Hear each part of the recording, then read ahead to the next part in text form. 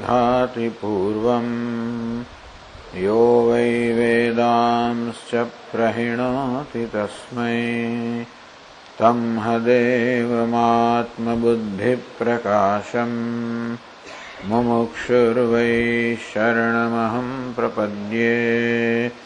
ॐ शान्ति शान्ति शान्तिः। ॐ नमो ब्रह्मादिभ्यो ब्रह्मविद्यासम्प्रदायकर्तृभ्यो वंशर्षिभ्यो महद्भ्यो नमो गुरुभ्यः। सर्वोपप्लवरहितः प्रज्ञानघनः प्रत्यगर्थो ब्रह्मैवाहमस्मि ब्रह्मैवाहमस्मि। ॐ नारायणं पद्मभवं वसिष्ठं शक्तिं च तत्पुत्रपराशरं च व्यासं शुकं गौडपदं महान्तं गोविन्दयोगीन्द्रमथास्य शिष्यं श्रीशङ्कराचार्यमथास्य पद्मपादं च हस्तामलकं च शिष्यं तन्तोटकं वार्तिककारमन्यान् अस्मद्गुरून् सन्ततमानतोऽस्मि।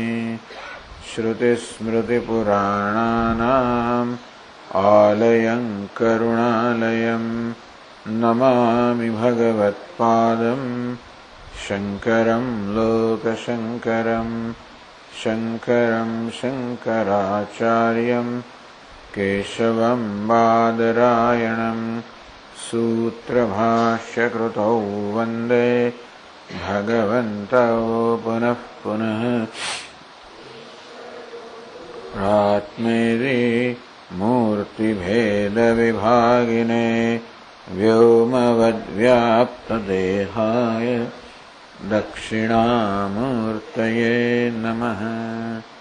ॐ पार्थाय प्रतिबोधितां भगवता नारायणेन स्वयं व्यासेन ग्रथितां पुराणमुनिना मध्ये महाभारतम् अद्वैतामृतवर्षिणीं भगवतीम् अष्टादशाध्यायिनीम् अम्ब त्वामनुसन्दधामि भगवद्गीते भवद्वेषिणीम्। यं ब्रह्मा वरुणेन्द्ररुद्रमरुतः स्तुन्वन्ति दिव्यैस्तवैः वेदैः साङ्गपदक्रमोपनिषदैः गायन्ति यं सामगाः ध्यानगतेन मनसा पश्यन्ति यं योगिनः यस्यान्तन्न विदुःसुरासुरगणाः देवाय तस्मै नमः। 16वां श्लोक थे।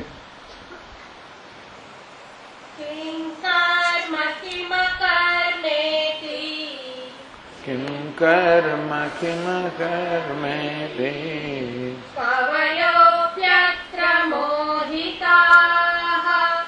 कवयोऽप्यत्र मोहिताः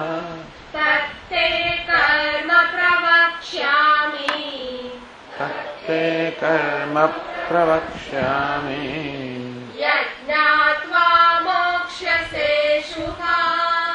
यज्ञात्वा मोक्षसे शुभात् कर्मणो यपि बोद्धव्यम्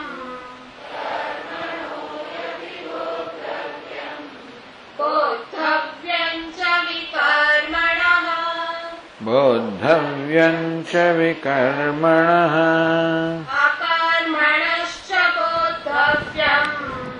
अकर्मणश्च बोद्धव्यम्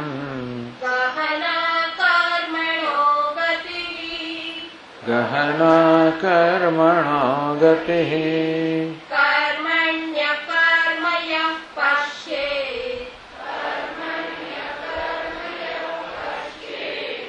અકર્મણિ ચ કર્મયઃ અકર્મણિ ચ કર્મયઃ સબુદ્ધિમાન મનુષ્યેષુ સબુદ્ધિમાન મનુષ્યેષુ સંયુક્તઃ કૃત્સ્ન કર્મકૃત સંયુક્તઃ કૃત્સ્ન કર્મકૃત યસ્ય સર્વે સમારંભાઃ યસ્ય સર્વે સમારંભાઃ કામસંકલ્પવર્જિતાઃ કામસંકલ્પવર્જિતાઃ જ્ઞાનાગ્નિદગ્ધકર્માણં જ્ઞાનાગ્નિદગ્ધકર્માણં તમાહુઃ પંડિतं બુધાઃ તમાહુઃ પંડિતં બુધાઃ ત્યક્ત્વા કર્મફલાસંગમ ત્યક્ત્વા કર્મફલાસંગમ નિત્યતૃપ્તો નિરાશ્રયઃ નિત્યતૃપ્તો નિરાશ્રયઃ કર્મણ્યભિપ્રવૃત્તોऽપી કર્મણ્યભિપ્રવૃત્તોऽપી નૈવ કિંચિત કરોતિ સઃ નૈવ કિંચિત કરોતિ સઃ કર્મણિ અકર્મયઃ પશ્યેત અકર્મણિ ચ કર્મયઃ ભગવાન કહી રહ્યા છે કર્મ કરવું કે કર્મ ન કરવું એ બંને ઉપાધિના ધર્મ છે. દેહના સ્તરે, ઇન્દ્રિયોના સ્તરે કે મન બુદ્ધિના સ્તરે કર્મ થઈ રહ્યું છે. સક્રિયતા પણ આ ઉપાધિમાં છે, નિષ્ક્રિયતા પણ ઉપાધિમાં જ છે. આપણે એમ ના કહી શકીએ કે આત્મા કર્મ કરતો નથી, એ કહેવું પણ બરોબર નથી. કર્મ કરતો નથી એવું કોણ મળે કહેવાય? જે કર્મ કરતો હોય એના સંદર્ભ વગર કશું કરતો નથી. બધું થઈ રહ્યું છે ઉપાધિના સ્તરે. આ શરીરમાં, ઇન્દ્રિયમાં, મન બુદ્ધિ રૂપી ઉપાધિ જે છે એ ચલનાત્મક છે. કર્મ એટલે જ્યાં ચલન થાય, જ્યાં ગતિ હોય, જ્યાં વિકાર હોય, તો ઉપાધિમાં જ છે. ઉપાધિના સ્તરે કર્મ થઈ રહ્યો છે, ઉપાધિ સક્રિય છે. અને ન કર્મ કરતા આપણે નિષ્ક્રિય કહીએ. કર્મ કરવું અને ન કરવું બંને ઉપાધિના ધર્મ છે. આત્મા બંને પ્રકારના ધર્મ કે બંને પ્રકારના ખ્યાલથી મુક્ત છે. એ જેમ માનતો કે હું કર્મ કરતો નથી, એ પણ આ ઉપાધિની નિષ્ક્રિયતાને પોતાની માન્યતા કે હું કંઈ કરતો નથી. કારણ કે ન કરવું એ ઉપાધિનો ધર્મ છે. જે માને છે હું કર્મ કરું છું એ તો જણા અજ્ઞાની છે જ, કે ઉપાધિ જ કર્મ કરે છે. પણ જેમ માને કે હું કરવા નથી કરતો એ પણ એવો અજ્ઞાન છે, કારણ કે કરવા ન કરવું એ પણ ઉપાધિનો ધર્મ છે. અને એવી નિષ્ક્રિયતાની અંદર, કર્મ ન કરવાની અંદર પણ કંઈક કર્મ રહેલું છે. કર્મ કરવું એ જેનો સૌથી ઉપાધિને કર્મથી રહિત રાખવી. આ ઇન્દ્રિયો, મન, બુદ્ધિ જે બધા ચંચળ સ્વભાવના છે, સક્રિય સ્વભાવના છે, એમને નિષ્ક્રિય રાખવા, કર્મથી રહિત રાખવા, એના માટે પણ શ્રમ તો કરવો પડે. વિચાર કરો કે એક ઢાળ છે, એક મોટર ગાડી જઈ રહી છે, ઢોળાવ છે. મોટર ગાડીનો સ્વભાવ છે કે ઢોળા પર આપોઆપ જ જવું. કોઈ પ્રયત્ન વગર મોટર ગાડી સ્લોપ પર, ઢોળા પર જવાની જ છે. હવે ધારો કે એ સ્લોપ કે ઢોળાવ, એ ઢોળાવની વચ્ચે મોટર ગાડી ઉભેલી છે, તો આપણે શું લાગે? ત્યાં કોઈ કર્મ થઈ રહ્યું નથી, ત્યાં મોટર ગાડી હાલતી ચાલતી નથી. પરંતુ મોટર ગાડીને ઉભી રાખવામાં પ્રયત્ન રહેલો. કોઈ કે બ્રેક લગાવી લે તો જ મોટર ગાડીને ઉભી રહે ને. કારણ કે ઢળી પડવું, દડી પડવું એ જેનો સ્વભાવ છે, એવી મોટરને સ્થિર રાખવી એમાં પ્રયત્ન રહેલો છે. અને તે રીતે કઈ ને કઈ પ્રકારની પ્રવૃત્તિ કરવી એવો જેનો સ્વભાવ છે, એવી પ્રકૃતિને ઉપાધિને પ્રવૃત્તિથી મુક્ત કે નિષ્ક્રિય રાખવામાં પ્રયત્ન રહેલો છે. એટલે ભગવાન કહે છે કે અજ્ઞાની મનુષ્ય જેને અકર્મ માને છે એમાં કર્મ રહેલું છે. આ રીતે જે જાણે છે કે આત્મા કર્મ અને અકર્મ બંનેથી મુક્ત છે, ભલે આપણે આત્માને અકર્તા કહી શકાય, તો કોઈ પણ શબ્દ વાસ્તવમાં આત્માનું વાસ્તવિક વર્ણન કરવાનો પર્યાપ્ત નથી. કારણ કે આપણે એવો ભ્રમ ધરાવી છે કે હું કર્મ કરી રહ્યો છું, હું કરતા છું, એ પ્રકારનો ભ્રમ હું ધરાવી રહ્યો છું, માટે કહીએ કે આત્મા અકર્તા છે. સબુદ્ધિમાન મનુષ્ય શું, આવો આ જ્ઞાન ધરાવનાર મનુષ્ય વાસ્તવમાં બુદ્ધિ એટલે આત્મા નિર્વિશેષ છે, સર્વ પ્રકારની વિશેષતાઓથી રહિત છે. કરવાપણું, ભોગવવાપણું, આ સુખીપણું, દુઃખીપણું, ઊંચો નીચો, જાડો પાતળો, યુવાન વૃદ્ધ, આ બધા પ્રકારની વિશેષતાથી રહિત, આ બધા પ્રકારની વિશેષતા ઉપાધિના સ્તરે, વેશના સ્તરે છે.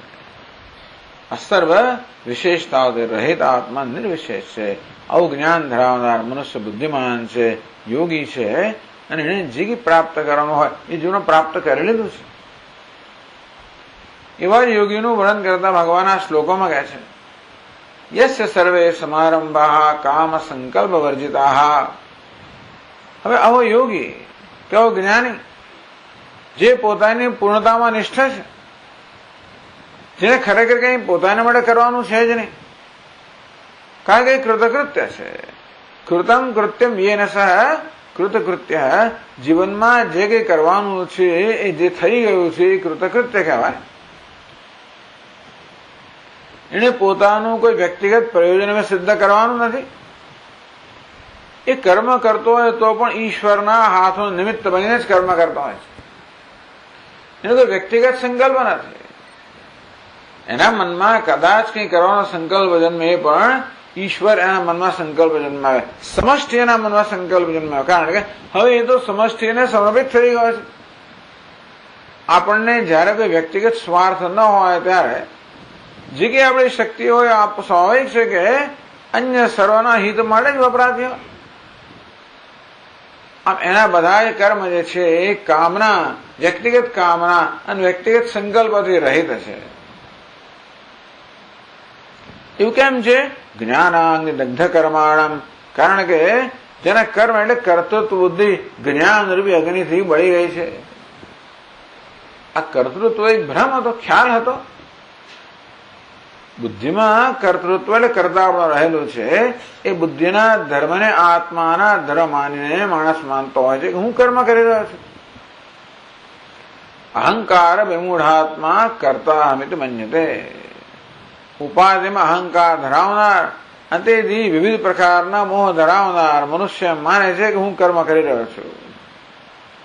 હવે ભ્રમ દૂર થઈ ગયો. જ્ઞાનાંગ દગ્ધ કર્માણમ, જ્ઞાન રૂપી અગ્નિથી જેના સર્વ કર્મ એટલે કર્તૃત્વ ભાવના બળી ગઈ છે. અજ્ઞાન બળી ગયો, નષ્ટ થઈ ગયો. તમાહુ પંડિતમ બુધા, એને બુદ્ધિમાન કે બીજા જ્ઞાની પુરુષો પંડિત કહે છે. त्यक्त्वा कर्म फलासंगम नित्य तृप्तो निराश्रय. આ જ્ઞાની પુરુષ કહો, યોગી કહો, નિત્ય તૃપ્ત, હંમેશા તૃપ્ત છે. તૃપ્તિ કોને કહે? અલમ બુદ્ધિ, પર્યાપ્ત છે. આપણે જમતા હોઈએ ને પેટ ભરાઈ જાય ત્યારે આપણને જે પ્રકારની લાગણી જન્મે છે ને તૃપ્તિ કહેવાય. સ્વામી લો ને એક અડધો લાડો વધારે નહીં બે, હવે એક જરા પણ હવે તો એક કશી વસ્તુ અંદર જાય નહીં. 4 લાડુ અંદર ગયેલા છે, હવે એમ કે લો અડધો, તો હવે શક્ય જ નથી. તૃપ્તો હમ, ઋષિકેશ મહાત્મા કે પર્યાપ્ત હો ગયા.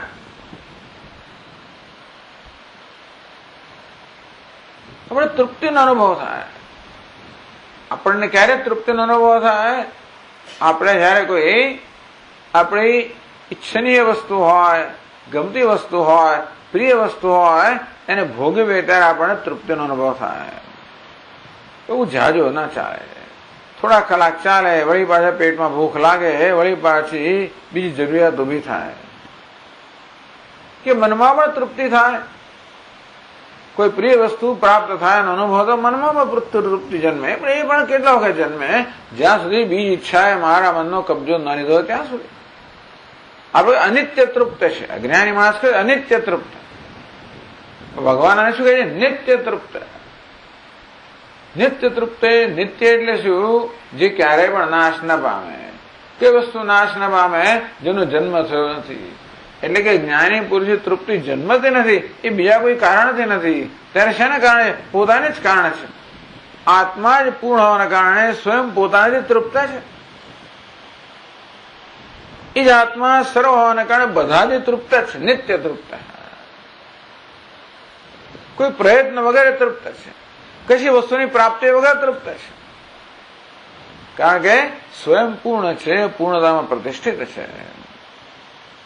નિરાશ્રય, બધા પ્રકારના આશ્રયમાંથી, બધા પ્રકારની પરતંત્રતામાંથી મુક્ત છે. હવે સુખ માટે એને કોઈ વસ્તુનો આશ્રય લેવાની જરૂર નથી. સુખ માટે એને કોઈ કર્મ કરવાની જરૂર નથી. એના વડે કર્મ થતા પણ હોય તો એટલા માટે નહીં કે જેથી વધારે સુખી બનશે. પૂર્ણતામાં કોઈ વૃદ્ધિ ના થઈ શકે. નિરાશ્રય, કોઈ કર્મ પર, કર્મફળ પર, કશાય પર હવે આશ્રિત નથી. ત્યક્ત્વા કર્મફલાસંગમ, એટલા માટે કર્મ કરતો ત્યારે એને ફળમાં એટલે કે એના પરિણામમાં કોઈ પ્રકારનો વ્યક્તિગત રસ નથી. કર્મ કરતી વખતે એનું અભિમાન નથી કે હું કર્મ કરી રહ્યો છું, અને ફળમાં એને કોઈ આસક્તિ કે સ્પૃહા નથી કે મને આ પ્રકારનું ફળ મળવું જ જોઈએ. આ પ્રકારે જ્ઞાની પુરુષની સ્થિતિ છે. કર્મણી અભિપ્રવૃત્તો બી, આપણી દ્રષ્ટિએ કરવામાં સર્વ રીતે પ્રવૃત્ત જણાય તો પણ નૈવ કિંચિત કરોતિ સહ, પોતાની દ્રષ્ટિએ તો કાંઈ જ કરતો નથી. એના પર કર્મનો કોઈ બોજ જ નથી. કર્મમાં એક તો આપણું શરીર થાકી જાય એવો બોજ કદાચ હોય, તો મોટે ભાગે માણસો શરીર થાકવા કરતા એનું મન વધારે થાકી જતું હોય છે. અંગ્રેજીમાં એક એક્સપ્રેશન છે, બર્ન્ટ આઉટ. બર્ન્ટ આઉટ એટલે માણસ બળી ગયો. બળી ગયો એટલે એનું ગુજરાતી કરો તો બર્ન્ટ આઉટ. ટૂંકમાં કામ કરતા કરતા માણસ એટલો નાસીપાસ થઈ ગયો કે હવે કરવા ઈચ્છતો નથી. કેમ નાસીપાસ થઈ ગયો? કારણ કે એને અપેક્ષાઓ હતી, એ પૂરી થઈ જ નહીં, પૂરી થઈ જ નહીં, પૂરી થઈ જ નહીં. જે પ્રકારની અપેક્ષા રાખતો પૂરી થાય જ નહીં, માણસ નિરાશ થઈ જાય, છેવટે એકદમ નાસીપાસ થઈ જાય, છોડી દે. પણ અપેક્ષા જ નથી, જે આગળ કહેવામાં આવશે. કરવામાં સર્વ રીતે પ્રવૃત્ત હોવા છતાં પણ એ કાંઈ જ કરતો નથી પોતાની દ્રષ્ટિએ.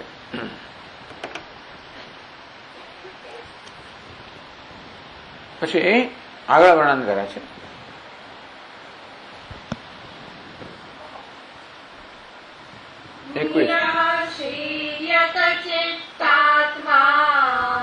નિરાશીર્યત ચિત્તાત્મા ત્યક્ત સર્વ પરિગ્રહઃ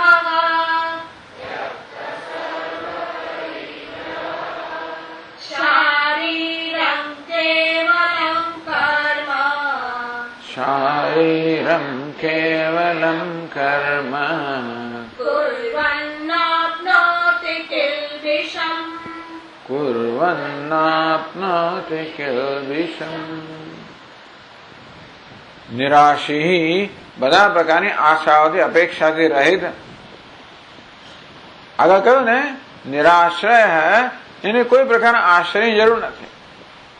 એ કોઈ પાસેથી કશા પ્રકારની આશા કે અપેક્ષા રાખતો નથી.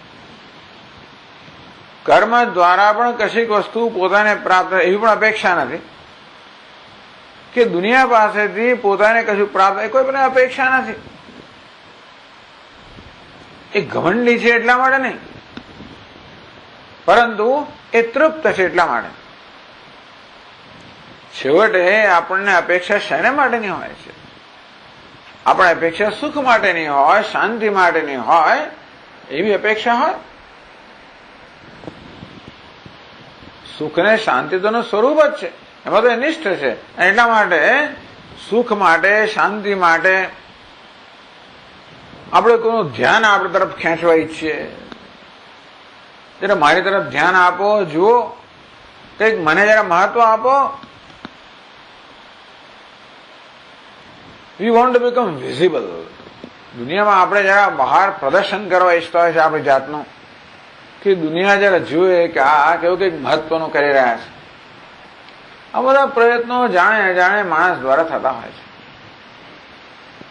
એ દ્વારા કશી ને કશી અપેક્ષા આપણી હોય છે, અને આવું બધું કર્યા છતાં પણ આપણને પછી જો ધારી સફળતા ના મળે તો આપણે નિરાશ થઈ જઈએ.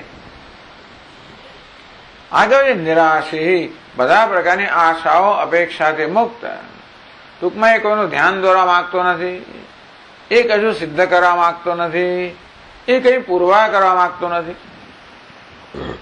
તમે જોજો, આપણે સતત આપણી જાતને પુરવાર કરવા માંગતા હોઈએ છીએ.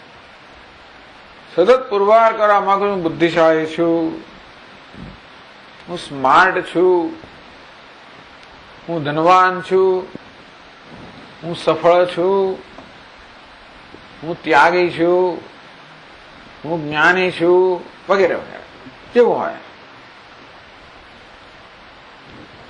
આવું દુનિયાને દેખાડવાની કેમ જરૂર પડતી હશે? દુનિયા પાસેથી પ્રમાણપત્ર મેળવવાની આપણે કેમ જરૂર છે?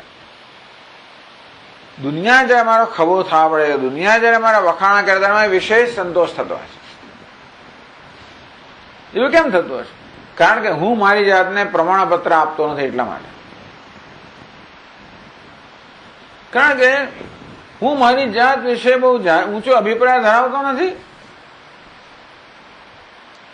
હું મારી જાત વિશે હીન અભિપ્રાય ધરાવતો હોવાને કારણે બીજા પાસેથી ઊંચો અભિપ્રાયની મારી હંમેશા જરૂર હોય છે, જેથી મને એમ લાગે હું કંઈક છું. એટલા જ માટે દુનિયા મારો વ્યવસ્થિત લાભ લેતી હોય છે. એ જાણે કે સ્વામી જયારે બે શબ્દો કહે તો ખુશ થઈ જશે અને પછી આપણે કામ કરાવી લઈશું. કે જયારે તમાશો તો જોઈએ કેવું થાય છે. જો ભિખારી આપણે ભિખારી જાત જાતને ભીખ માંગીએ છીએ. આપણે ખાલી પૈસાની ભીખ માંગીએ કે એવું નથી, આ જાત જાતની ભીખ માંગતા હોઈએ છીએ. ભિન્ન ભિન્ન પ્રકારની અપેક્ષાઓ આપણા મનમાં હોય છે. નિરાશી એ નથી, એ અપેક્ષા નથી રાખતો, કારણ કે એનામાં અપેક્ષા એને કઈ જરૂર જ નથી. એ પોતે પોતાનામાં તૃપ્ત સંતુષ્ટ હોવાને કારણે એને કોઈ પાસેથી પ્રમાણપત્ર મેળવવાની જરૂર નથી. એને પોતાની પુરવાર કરવાની જરૂર નથી. કોઈ એની નોંધ લે એવી પણ એને જરૂર નથી. એને એવી જરૂર જ નથી. એનો અર્થ એ નહીં કે દુનિયા માટે એને આદર નથી. કોઈ નોંધ લે એની માટે એને કઈ એવું નથી. નોંધ લેતો પણ આનંદ છે, ના લેતો આનંદ છે. દુઃખેશુ અનુદ્વિગ્ન મનઃ સુખેશુ વિગત સ્પૃહ. દુઃખની સ્થિતિમાં મનમાં ઉદ્વેગ ન જન્મે, સુખની સ્થિતિમાં સ્પૃહા ન જન્મે. માનાપમાનયો તુલ્ય. આગળ કહેશે ભગવાન પોતે છે. નિરાશે બધી આશાથી, અપેક્ષાથી, જરૂરિયાતથી, આગ્રહોથી મુક્ત. આ એને માટે સ્વાભાવિક છે, આપણે માટે મૂલ્ય છે. યદ ચિત્તાત્મા, જેનું ચિત્ત, ઇન્દ્રિયો, દેહ આ બધું એના નિયંત્રણમાં છે. આ મન એને સાથ આપે છે, દેહ બધું એને સાથ આપનાર. આ ઉપાધિના નિયંત્રણમાં છે, એનું ઉપાધિ પર પ્રભુત્વ છે. એવું શા માટે? કારણ કે અંદર પ્રસન્નતા છે, આત્મ સ્વીકાર છે. સામાન્ય મનુષ્ય પોતાનો સ્વીકાર ન કરતો હોવાને કે અંદર સંઘર્ષ ચાલી રહ્યો છે. આના મનમાં પૂર્ણ શાંતિ છે, કારણ કે હું મારાથી તૃપ્ત સંતુષ્ટ છું. મારો પોતાનો સ્વીકાર છે અને મારા મનમાં શાંતિ છે. મોટે ભાગે યુદ્ધ જે થતું હોય તો હું મારી જાત સામે જ લડતો હોઉં છું. સતત મારી જાતને મૂલવ્યા કરતો હોઉં છું. અને જયારે મારી દ્રષ્ટિમાં હું ઉતરતો હોઉં ત્યારે મારા પોતા વિશે અસંતોષ વ્યક્ત કરતા હોઉં છું. આવી જાતનું સતત સંઘર્ષ અંદર ચાલે છે. આ બધા સંઘર્ષથી મુક્ત છે. એટલા માટે એના મનમાં પણ કોઈ પ્રકારનો અસંતોષ નથી. એટલે મનને દોડ ભાગ કરવાની જરૂર નથી. મન પણ સંતુષ્ટ છે, ઇન્દ્રિયો સંતુષ્ટ છે. દેહ પણ એને સાથ આપનારો છે. યદ ચિત્તાત્મા, એનું સમગ્ર વ્યક્તિત્વ કેવું છે? સંવાદિત છે, આત્મ અંતર્મુખ છે, આત્મનિષ્ઠ છે, સ્વસ્થ છે. ત્યક્ત સર્વ પરિગ્રહ, બધા જે પરિગ્રહ એટલે ભોગના સાધનો જેને ત્યાગ કર્યો છે, એને કોઈ ભોગના સાધનની જરૂર નથી. એટલા માટે ત્યાગ કરવો એક વસ્તુ છે ને જરૂર ના હોય બીજી વસ્તુ છે. ત્યાગ કરવો એ કે બહુ મોટી વસ્તુ નથી, સારું છે, પણ ખરેખર એ સાચી વસ્તુ કઈ છે? એ બધાને જરૂરિયાતથી મુક્ત થવું. ટીવી ન જોવું એ પણ સારું છે, આ ખાલી દ્રષ્ટાંત આપો. પણ એને જોવાની જરૂરિયાત મુક્ત થવું એ જુદી વસ્તુ છે. આપણને ભોગની મનોરંજનની જરૂર હોય છે. અંદરથી ઉદાસીનતા લાગતી હોય, થોડી શૂન્યતા લાગતી હોય, ત્યારે આપણી જાતને એન્ટરટેન કરવા માટે, આપણા મનને રંજન આપવા માટે કઈ પ્રવૃત્તિ જોઈએ આપણને. અંદરથી મનોરંજન માટે આપણે કોઈનું કોઈ સાધનો જોઈએ. અને એકનું એક સાધન આપણને બહુ જાજો સમય સુખ ના આપે, મારે પાછી બદલવું પડે. એટલે જુદા જુદા પ્રકારના બધા મનોરંજનના સાધનો આપણી પાસે હોય, ભોગના સાધનો હોય. અપરિગ્રહ, આનો કોઈ પરિગ્રહ નથી, કોઈ ભોગના સાધન ધરાવતો નથી, અને છતાં ખુશ છે. કારણ કે એની ખુશી અંતરમાંથી આવતી હોય છે, એની ખુશી બહારથી નથી આવતી. ખરેખર તો બધાની ખુશી અંદરથી આવતી હોય છે. એક આત્મા જ આનંદ સ્વરૂપ છે, બીજે ક્યાંય આનંદ છે નહીં. પણ બહારના વિષય માત્ર આનંદ આપણનો દેખાવ ઉત્પન્ન કરીને આપણને ભોળાવતા જ હોય છે. ખરેખર તો આપણો પોતાનો આનંદ આપણે પાછો આપતા હોય છે. આત્માનો જ આનંદ આપણને આપતો હોય છે, દેખાવ ઉત્પન્ન કરે કે અમે આનંદ આપ્યો. શારીરમ કેવલમ કર્મ, આ યોગી જ્ઞાની પુરુષ કોઈ કર્મ કરતો, એને કોઈ કર્મ કરતો જ નથી, એને કોઈ જરૂર જ નથી. એટલે જો આ જ્ઞાની લોકો બહુ કર્મ કરે કે ના કરે એનો કોઈ નિયમ નથી. આગળના શ્લોકમાં કહેવામાં આવ્યું, કર્મણ્યભિપ્રવૃત્તોપી, સર્વ રીતે કર્મમાં પ્રવૃત્ત હોવા છતાં પણ કઈ કરતો નથી. એટલે કેટલાક યોગી લોકો, જ્ઞાની લોકો બહુ કર્મ કરતા જણાય. સ્વામી વિવેકાનંદ જોતા કે દુનિયામાં ચક્કર ફરતા, રામકૃષ્ણ પરમહંસ કે કોઈ રમણ મહર્ષિ એક જગ્યાએ બેસી રહેલા એવું પણ દેખાય. સર્વે તે જ્ઞાની, પણ જ્ઞાનમાં બધા સમાન હોય. અહીં કોનું વર્ણન છે? શારીરમ કેવલમ કર્મ કુર્વન, એ માત્ર પોતાના શરીરના નિર્વાહ પૂરતું જ કર્મ કરે છે. એટલે દિવસમાં એક વાર સમય થાય એટલે પોતાનું કમંડલું હાથમાં લે અને ભૌત ભિક્ષાન દે કે ભિક્ષાટન કરવા માટે જાય, આટલું કામ કરે છે. કોઈ પોતાની ફરજ બજાવતો નથી સ્વામીજી. કેમ કોઈ દિવસ તમે કહેતા હતા કે દરેક માણસના બધા ઋણ ફેરવાનો હોય છે, ઋષિ ઋણ હોય, દેવતાનું ઋણ હોય, પિતૃનું ઋણ હોય, એ બધા ઋણ ફેરવાના કર્મ કરતો હોય તો એને પાપ લાગે. નાપનોતિ કિલ્બિષમ, એ કશોય પોતાનો ફાળો આ દુનિયામાં આપતો નથી તો પણ કોઈ પાપ લાગતું નથી. આમ તો ભગવાને કહ્યું કે જે દુનિયાનો લાભ લે તૈર દત્તાન પ્રદાયેભ્ય યો ભુંક્તે સ્તેનેવ સહ, આ દુનિયા જે બધું કરે છે એનો લાભ પોતે લે અને એનો બદલો ના વાળે તો એ તો ચોર કહેવાય. તો આ તો માત્ર પોતાના શરીરનો નિર્વાહ કરવા સિવાય કશું નથી કરતા. ભગવાન કે છતાં એને પાપ લાગતું નથી, કારણ કે એ ખરેખર આપણે કશું કરવાનું કર્તવ્ય ફરજ ક્યારે હોય? આપણે જયારે દુનિયા પાસેથી કશી અપેક્ષા રાખતા હોઈએ ત્યારે. કઈ માગણી કરતા હોઈએ તો જરૂર આપણે એની કિંમત ચૂકવવી પડે, આપણી ફરજ બજાવવી પડે. નિરાશ તો કોઈ માંગણી કરતો જ નથી, કોઈ અપેક્ષા રાખતો જ નથી. એની આગળ પર વાત કરશે ભગવાન કે ભિક્ષા લેવા માટે જાય તોય પણ એવું નથી કે એને ભિક્ષા મળવી જેવો આગ્રહ રાખતો હોય. એ 22મા શ્લોક એના વિશે આગળ કહે છે.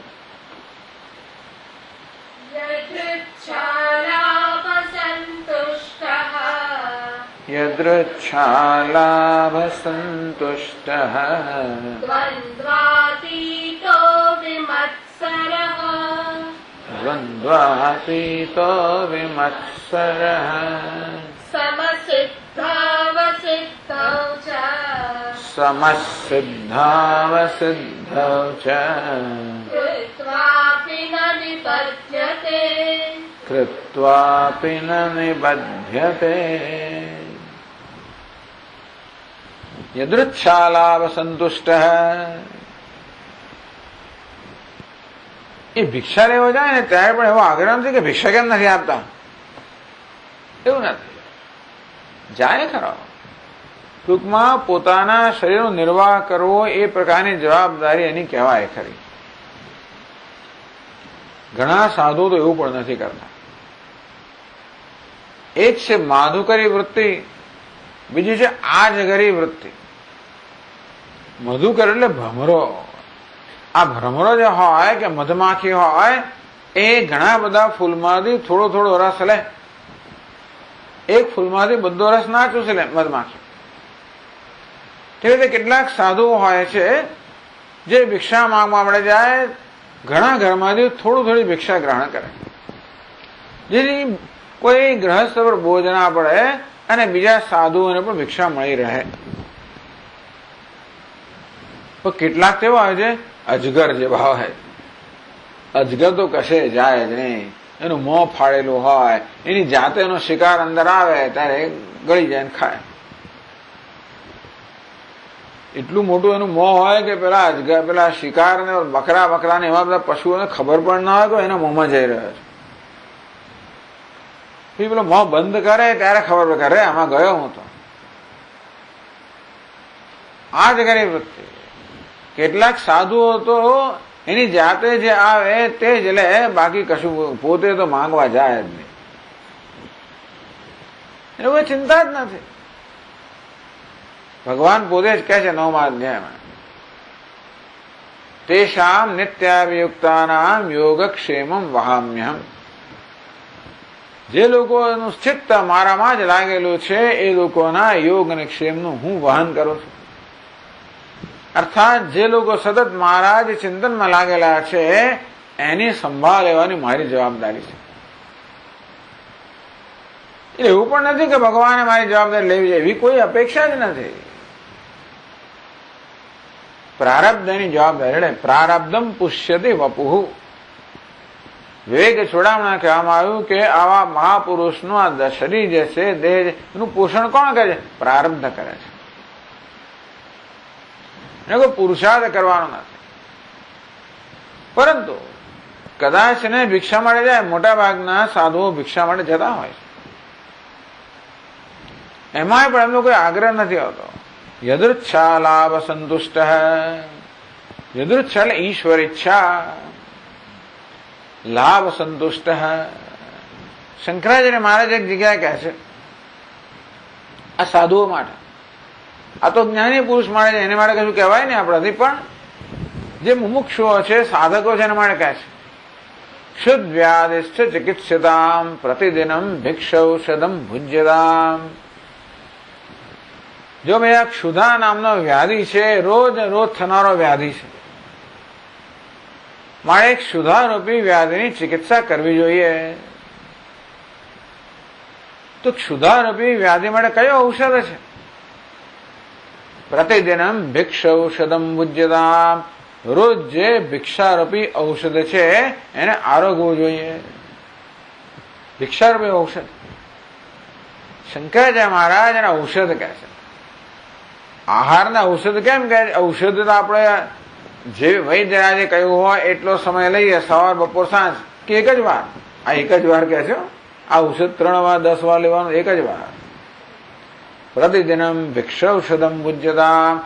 પણ આપણને ડોક્ટર કે વૈદ્ય જેટલી માત્રામાં કે એટલી માત્રામાં જ લઈએ. ઔષધ કોઈ ખાવા ના બેસે, તેમ આ ભિક્ષારૂપી ઔષધ પણ જેટલી માત્રામાં લે એટલી જ માત્રામાં લેવાનું. સ્વાદવન્નમ નતુ યાચ્યતામ. ભિક્ષા મળે જાઓ ત્યારે પણ સ્વાદિષ્ટ અન્નની માંગણી ના કરશો.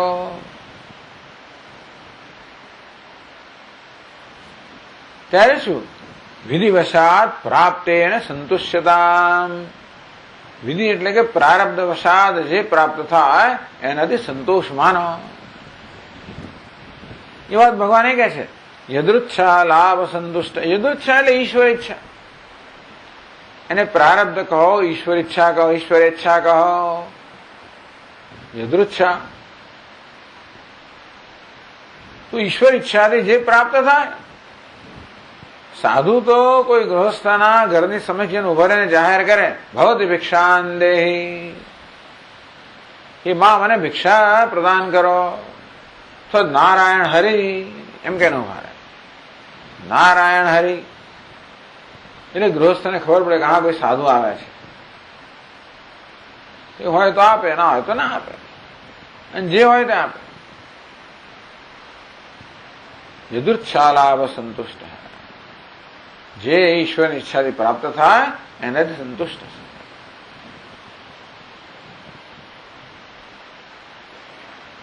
દ્વંદ્વાતીત,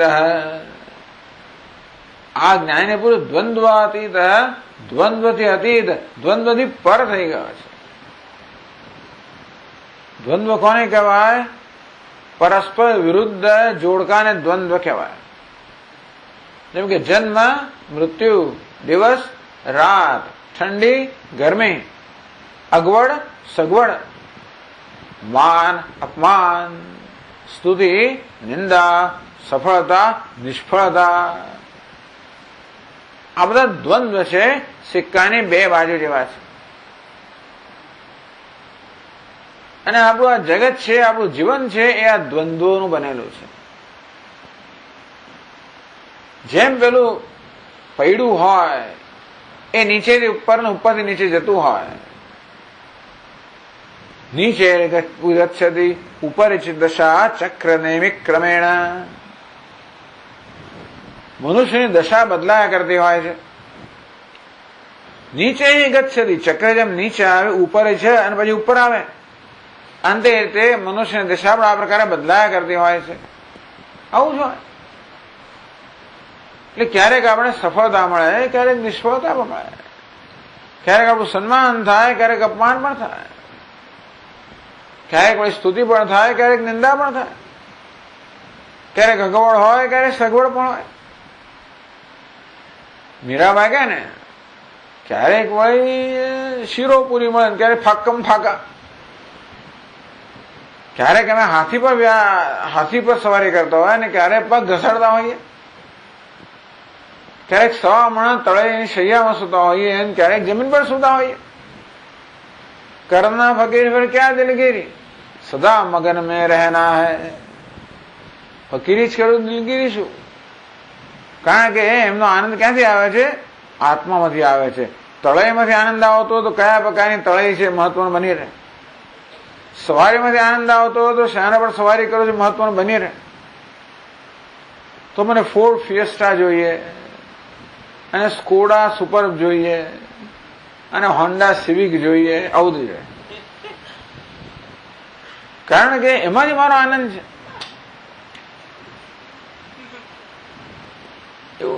પણ જેના અંતરનો આનંદ છે એને એવી જરૂર નથી. આ બધા દ્વંદ્વ છે. આ બધા દ્વંદ્વ આપણી સમક્ષ ઉપસ્થિત થતા જ હોય છે.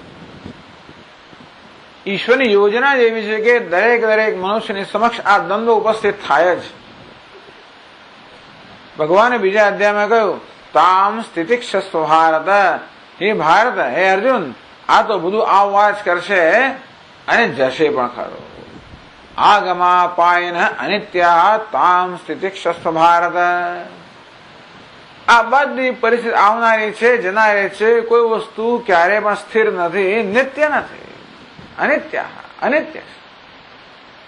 તામ સ્થિતિક્ષસ્વ, તું એને સહન કરી લે. એટલે સાધક માટે કહેવામાં આવ્યું કે એને સહન કરવું જોઈએ. તો સિદ્ધ પુરુષને સહન કરવાનું હોતું જ નથી.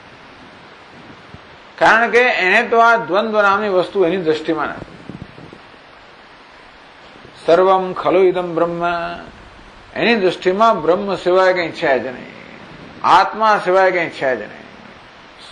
સફળતા આવે તો ઓહો આ ભગવાન સફળતાના રૂપમાં આવ્યો, નિષ્ફળતા આવે તમે એને ભગવાન દેખાય, તો બધા વેશ ભલે જુદા જુદા હોય, એક જ પરમાત્મા ભિન્ન ભિન્ન વેશમાં ઉપસ્થિત થાય છે, અને માટે એ એનાથી ભરમાતો નથી.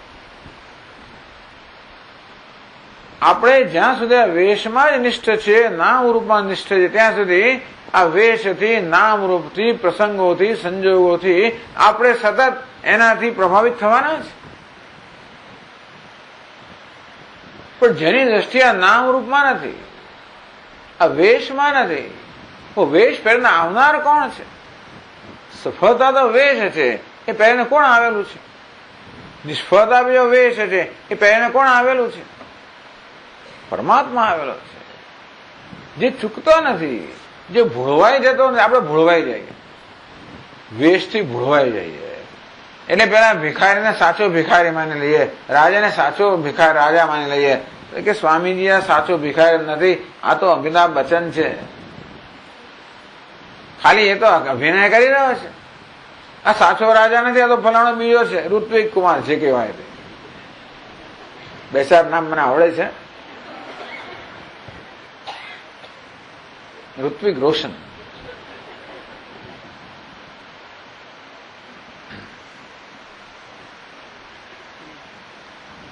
અમારો પેલો આવો ભત્રીજો છે, એ બધું વધારે જાણતો હોય, એ પછી મને બોધ આપે આવું જોવા જઈએ ત્યારે. એ ના સ્વામી આવું નથી, આ કે ભિખારી નથી, આ કે રાજા નથી.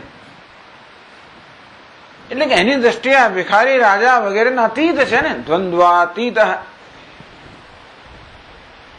એ વેશમાં જે રહેલો છે એને જોઈ શકવાની ક્ષમતા ધરાવે છે. એટલે આંખોથી ભલે ભિખારી કે રાજા દેખાતો હોય, પણ બુદ્ધિમાં કોણ દેખાય છે? આ બુદ્ધિમાં ભિખારીપણાનો બાદ થઈ ગયો, રાજાપણાનો બાદ થઈ ગયો, અને એમાં જે અભિનેતા એને જોઈ શકે છે. તે રીતે આ બધા ભિન્ન ભિન્ન સંજોગો જેને દ્વંદ્વ કહીએ છીએ, એ તો બધા વેશ છે. એ બધા દ્વંદ્વરૂપી વેશ જે છે એને અતીત અર્થાત એના અધિષ્ઠાન રૂપે જે રહેલો છે એ આત્માને દર્શન કરે છે. એ તો એનાથી ભૂળવાઈ જતો નથી, પ્રભાવિત થતો નથી, એને પ્રત્યેકાત દર્શાવતો નથી. સફળતા મળે એટલે હર્ષનો આવેગ આવી જાય, નિષ્ફળતામાં શોકમાં ફસાઈ પડે. આ પ્રકારના પ્રત્યેકાત મુક્ત છે, જે સ્વસ્થ છે. દ્વંદ્વાતીત વિમત્સર, એનો માત્સર્ય નથી, ઈર્ષ્યા નથી. આ છેલ્લો રીપુ કહેવામાં આવ્યો. કામ, ક્રોધ, લોભ, મોહ, મદ, માત્સર્ય. આજે 6 રીપુઓ કહે ને, ષડ રીપુ, ખરેખર એક જ રીપુ છે કામ. એ કામના જુદા જુદા રૂપ છે. કામની અવસ્થાઓ છે જુદી જુદી. તે એક સોનાની લગડી હોય, એમાંથી સોની પછી એમાંથી તાર બનાવે, એમાંથી પછી કડીઓ બનાવે, એમાંથી પછી પેલી કંઠી બનાવે. ભલે નામ રૂપ બદલાયા કરતા હોય, પણ વસ્તુ તો એક જ છે ને. જેમ ઘડો હોય ને ઠીકરું હોય, ભલે નામ રૂપ બદલાય, પણ વસ્તુ એક જ છે, માટી.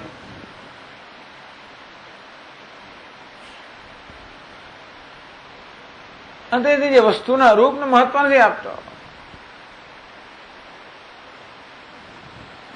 પણ વસ્તુ એટલે એની જુદી અવસ્થાઓ છે. જેમ સોનાની અવસ્થાઓના નામ બદલાયા કરે, કામની અવસ્થાઓ છે આપણી. કામ, ક્રોધ, કામ જ ક્રોધ બને, અને કામ જ લોભ બને, એ જ મોહ બને, એ જ મદ બને, એ જ માત્સર્ય બને. એ જેના માત્સર્ય ના હોય એમાં બીજું કશું ના હોય. માત્સર્ય છેલ્લો વિકાર છે. માત્સર્ય ના હોય એનો અર્થ કે પહેલા કોઈ વિકારો નથી. વિમત્સર, આ માત્સર્યથી મુક્ત છે, ઈર્ષ્યાથી મુક્ત છે. બીજા કોઈની ઉન્નતિ થતી હોય ત્યારે આપણા હૃદયમાં બળતરા જન્મે, એને માત્સર્ય કહેવાય. આ કેવી વિચિત્ર વસ્તુ છે ને. બીજા કોઈની ચડતી હોય, બીજા કોઈનું સારું થાય, બીજા કોઈને લાભ મળે, બીજા કોઈની ઉન્નતિ થતી હોય, અને બળતરા મને થાય. તો સ્વામી મહારાજ કાકા એક વસ્તુ એવી છે જે હોવાનું કોઈ કારણ જ નથી. આપણું કઈ જતું રહ્યું હોય દુખતા તો બરોબર છે, આપણને કઈ મન હશે થાય તો બરોબર, આ તો બીજાને કઈ થાય છે, તને શું તકલીફ છે? ઈર્ષ્યા કે માત્સર્ય, વૈરભાવ કેવો છે? નિર્વૈર સર્વભૂતેષુ, વૈરભાવાથી મુક્ત, ઈર્ષ્યાથી મુક્ત, માત્સર્યથી મુક્ત, અદ્વેષ્ટા સર્વભૂતાનામ મૈત્ર કરુણ એવ છે. એને કોઈ પ્રાણી પ્રત્યે દ્વેષ છે જ નહીં. એની પ્રત્યે દ્વેષ કરનાર માટે પણ એનામાં દ્વેષ નથી. વિમત્સર, બહુ મોટી વસ્તુ. આ બધા છે ને સાધકો માટે મૂલ્યો છે. આ બધાની ચર્ચા કરવાનું પ્રયોજન જે છે, આ બધું જ્ઞાની પુરુષ માટે સહજ છે. આ બધા એના લક્ષણો છે. પરંતુ જે મુમુક્ષુ છે, સાધક છે, એના માટે આ પ્રયત્નપૂર્વક કેળવવાના મૂલ્યો છે કે જીવનમાં આપણે યદૃચ્છાલાભ સંતુષ્ટ બનીએ, જે મળે વ્યક્તિગત સ્તરે એને સંતોષ માની. દ્વંદ્વાતીત, આ શીત ઉષ્ણ, આ બધા દ્વંદ્વ જે છે કે સફળતા નિષ્ફળતા વગેરે ધીમે ધીમે પર બની. કઈ રીતે? પ્રસાદ બુદ્ધિથી. નિષ્ફળતા પણ ભગવાનનો પ્રસાદ છે, સફળતાનો પ્રસાદ છે. વિમત્સર, આ માત્સર્ય, ઈર્ષ્યા, વૈરભાવ મનમાં જન્મે ત્યારે એનો ત્યાગ કરીએ. કોને માટે માત્સર્ય જન્મી રહ્યું છે? કોને માટે ઈર્ષ્યા જન્મે છે? જેને આપણે ઈર્ષ્યા છે તો હું જ છું એ રૂપમાં. આપણે આપણા પ્રતિબિંબ અરીસામાં જોઈએ, એના પછી ઈર્ષ્યા કરે તો કેવું વિચિત્ર લાગે કે નહીં? એ અરીસો જરા વધારે સારો હોય અને આપણે આમ સારા દેખાતો કે આવો કયો મારા કરતા ચડિયા હતો, અને અરીસો વાંકો ચૂકો, પેલું વાંકું ચૂકું પ્રતિબિંબ દેખાય અને આપણે ખુશ દેખાય, હું કેવો મહાન છું. આ બધા એકાદ તું જ છે આ બધા રૂપમાં. દ્વંદ્વાતીતો વિમત્સર સમસિદ્ધાવસિદ્ધૌ છે. સિદ્ધિ અસિદ્ધિમાં રૂપમાં ભિક્ષાની સિદ્ધિ ભિક્ષા મળે, અસિદ્ધિ ના મળે, સમાન ભાવ રાખે છે. અથવા સફળતા નિષ્ફળતામાં એ સમાન ભાવ રાખે છે. કૃત્વા આપીને નિબધ્યતે. આ પ્રકારે કર્મ કરતો હોય તો એ બંધાતો નથી. બાકી બંધાય. કર્મ કરતો તો વૈરભાવ હોય, ઈર્ષાનો ભાવ હોય, સ્પર્ધાનો ભાવ હોય તો બંધન થાય જ. કર્મ કરતી વખતે રાગ અને દ્વેષથી પ્રેરાયેલા કર્મ હોય તો બંધન થાય. કર્મ કરતી વખતે અસંતોષ હોય તો કોઈ બંધન જન્મે. કર્મનું ફળ આપણે પ્રસાદ બુદ્ધિ ન સ્વીકારી શકતા તો બંધન જન્મે. આટલી વિશેષતાઓ છે જ્ઞાનીમાં. કૃત્વા આપીને નિબધ્યતે. આ જ્ઞાની પુરુષ કૃત્વા આપી કર્મ કરતો હોવા છતાં પણ ન નિબધ્યતે, એ બંધાતો નથી. એના કર્મ કોઈ ફળ ઉત્પન્ન કરતા નથી, નવો દેહને જન્માવતા નથી. એ નિત્ય મુક્ત છે. વળી 23મા શ્લોકમાં આગળ કહેવામાં આવે ને કે કર્મમાં સર્વ રીતે પ્રવૃત્તો હોવા છતાં પણ એ કરતો નથી. કર્મણી અભિપ્રવૃત્તોપી નૈવ કિંચિત કરોતિ સહ. 20મા શ્લોકમાં કહેવામાં આવે કે કર્મમાં સર્વ રીતે પ્રવૃત્ત હોવા છતાં પણ તે કંઈ જ કરતો નથી. એ જ વિચારનો વિસ્તાર ભગવાન આ 23મા શ્લોકમાં કરે છે. કહે છે 23મા શ્લોકમાં ગત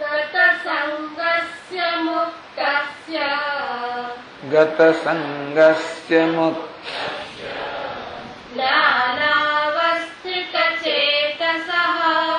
જ્ઞાનાવસ્થિત ચેતસઃ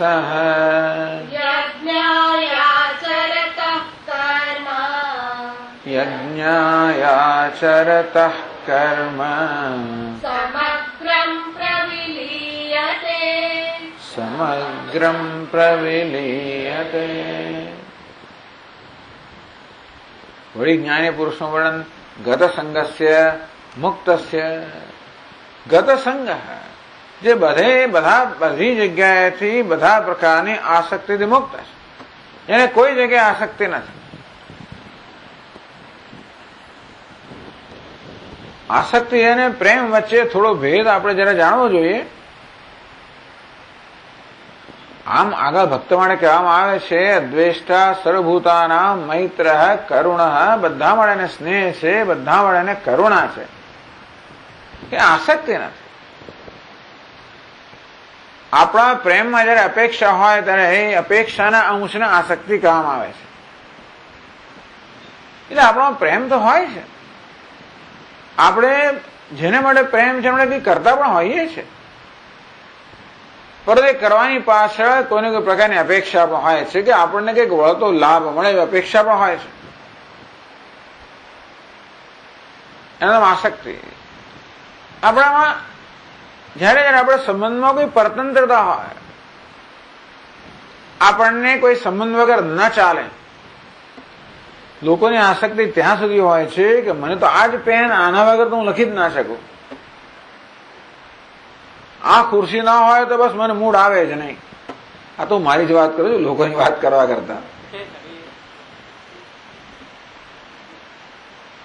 મારી પેલી પેન ક્યાં ગઈ? ઘણી વાર ટેબલ સફાઈ થતી હોય અને આડોળો મુકાઈ ગયો હોય તો પોણો કલાક તમારો પેન શોધવામાં જ જાય કે આ પણ 6 સ્વામી 6 પેન તો સામે, એ નહીં, પેલી ક્યાં ગઈ? ફલાણું પેડ ક્યાં ગયો? પેલી વસ્તુ ક્યાં ગઈ? ઇરેઝર, રબર 3 બધા પડે પણ પેલું ક્યાં ગયું? આવી જાતની વસ્તુ, એટલે આવી પરતંત્રતા. અમુક વસ્તુ વગર ના ચાલે. આ તો જડ વસ્તુની વાત થઈ. તો ચેતનમાં પણ આપણા જે સ્વજનો હોય, નજીકના બધા સગા સંબંધીઓ હોય, એ બધા પ્રમાણે આપણે લાગણીના સ્તરે એવા આપણે આસક્ત થઈ ગયા હોઈએ છીએ, પરતંત્ર થઈ ગયા છે કે પછી એમનો વિયોગ આપણે સહન ના કરી શકીએ, એમના વગર રહી ના શકીએ, એમના વગર ના ચાલે. અને આસક્તિ કહેવાય. પ્રેમ હોવા એક વસ્તુ છે, આસક્તિ બીજી વસ્તુ છે. આસક્તિમાં સામાન્ય અપેક્ષા હોય, પ્રેમમાં ત્યાગ હોય, આસક્તિમાં અપેક્ષા હોય. પ્રેમમાં સ્વતંત્રતા હોય, આસક્તિમાં પરતંત્રતા હોય. ગત સંઘર્ષ, આ પ્રકારની આસક્તિથી આ જ્ઞાની પુરુષ મુક્ત છે. એ સ્નેહ બધાને કરતો હોય, પ્રેમ બધા માટે હોય, ત્યાગ બધા માટે કરતો હોય, સેવા બધાની કરતો હોય, પરંતુ એને કશે આસક્ત નથી. કૃષ્ણ ભગવાનની વાત કરી કે અનાસક્ત. વૃંદાવનમાં કામ પૂરું થયું, ચાલી નીકળ્યા. મથુરામાં કામ પૂરું થયું, ત્યાંથી નીકળ્યા. દ્વારિકાનું કામ પૂરું થયું, ડુબાડી દીધી. આપણે ઘર ડુબાડી દેવું આપણે કહેતા નથી, પણ અનાસક્તિ. એમણે બહુ શોખથી દ્વારિકા રચી હશે ને, સોનાની દ્વારિકા. બધા રાજમહેલો બધું રચ્યું હશે ત્યારે શોખથી કર્યું હશે. જાત જાતનો રાજ રચેલું આવ્યા હશે, પણ હું માનું છું કામ પૂરું થયું. ગત સંગસ્ય મુક્તસ્ય, બધા પ્રકારની આસક્તિથી મુક્ત. એ પણ બતાવે છે આંતરિક પૂર્ણતા. આસક્તિ આંતરિક આપણી અંદરની અધૂરપ બતાવે છે. આ પૂર્ણ છે એટલા માટે અનાસક્ત છે. એટલે કર્મ કરતી વખતે એને અભિમાન નથી કે હું કર્મ કરી રહ્યો છું. કર્મના ફળ માટે કોઈ અપેક્ષા નથી કે આ પ્રકારનું ફળ મળવું જોઈએ. ગત સંગસ્ય મુક્તસ્ય, મુક્ત છે. એટલે કે ઉપાધિના ધર્મનો પોતાના પર અધ્યારોપ કરીને પોતાને કરતા ભોગતા વગેરે માનતો નથી. તેથી પોતે પાપ પુણ્ય કરી રહ્યો છે એવું કોઈ અભિમાન ધરાવતો નથી. આ ધર્મ અધર્મ એ પ્રકારના ખ્યાલથી મુક્ત છે. એનું કારણ શું? જ્ઞાનાવસ્થિત ચેતસ. કારણ કે એનું ચિત્ત તો જ્ઞાનમાં અવસ્થિત છે, જ્ઞાનમાં નિષ્ઠ છે એનું ચિત્ત. કયા જ્ઞાનમાં? હું અકર્તા આત્મા છું, અકર્તા અભોગતા છું, નિર્વિકાર છું, નિત્ય મુક્ત છું. આ રીતે પોતાના સ્વરૂપના જ્ઞાનમાં જે નિષ્ઠ છે, જ્ઞાન અવસ્થિત ચેતસ, જ્ઞાનમાં જેનું ચિત્ત અવસ્થિત છે, નિષ્ઠ છે. એટલે કે એને યાદ નથી રાખવું પડતું કે હું મુક્ત છું. યાદ ના રાખવું પડે, તો પોતાનું સ્વરૂપ છે ને. યાદ ક્યારે રાખવું પડે? જયારે વસ્તુ પોતાનાથી ભિન્ન હોય ત્યારે. આત્મા સ્વયં પ્રકાશ છે અને એ હોવાને કારણે સતત પોતાના સ્વરૂપથી સભાન છે, એમાં નિષ્ઠ છે. જ્ઞાનાવસ્થિત ચેતસ યજ્ઞાય આચરત કર્મ. એ જે કઈ કર્મ કરતો હોય એ કોના માટે કરે? યજ્ઞાય.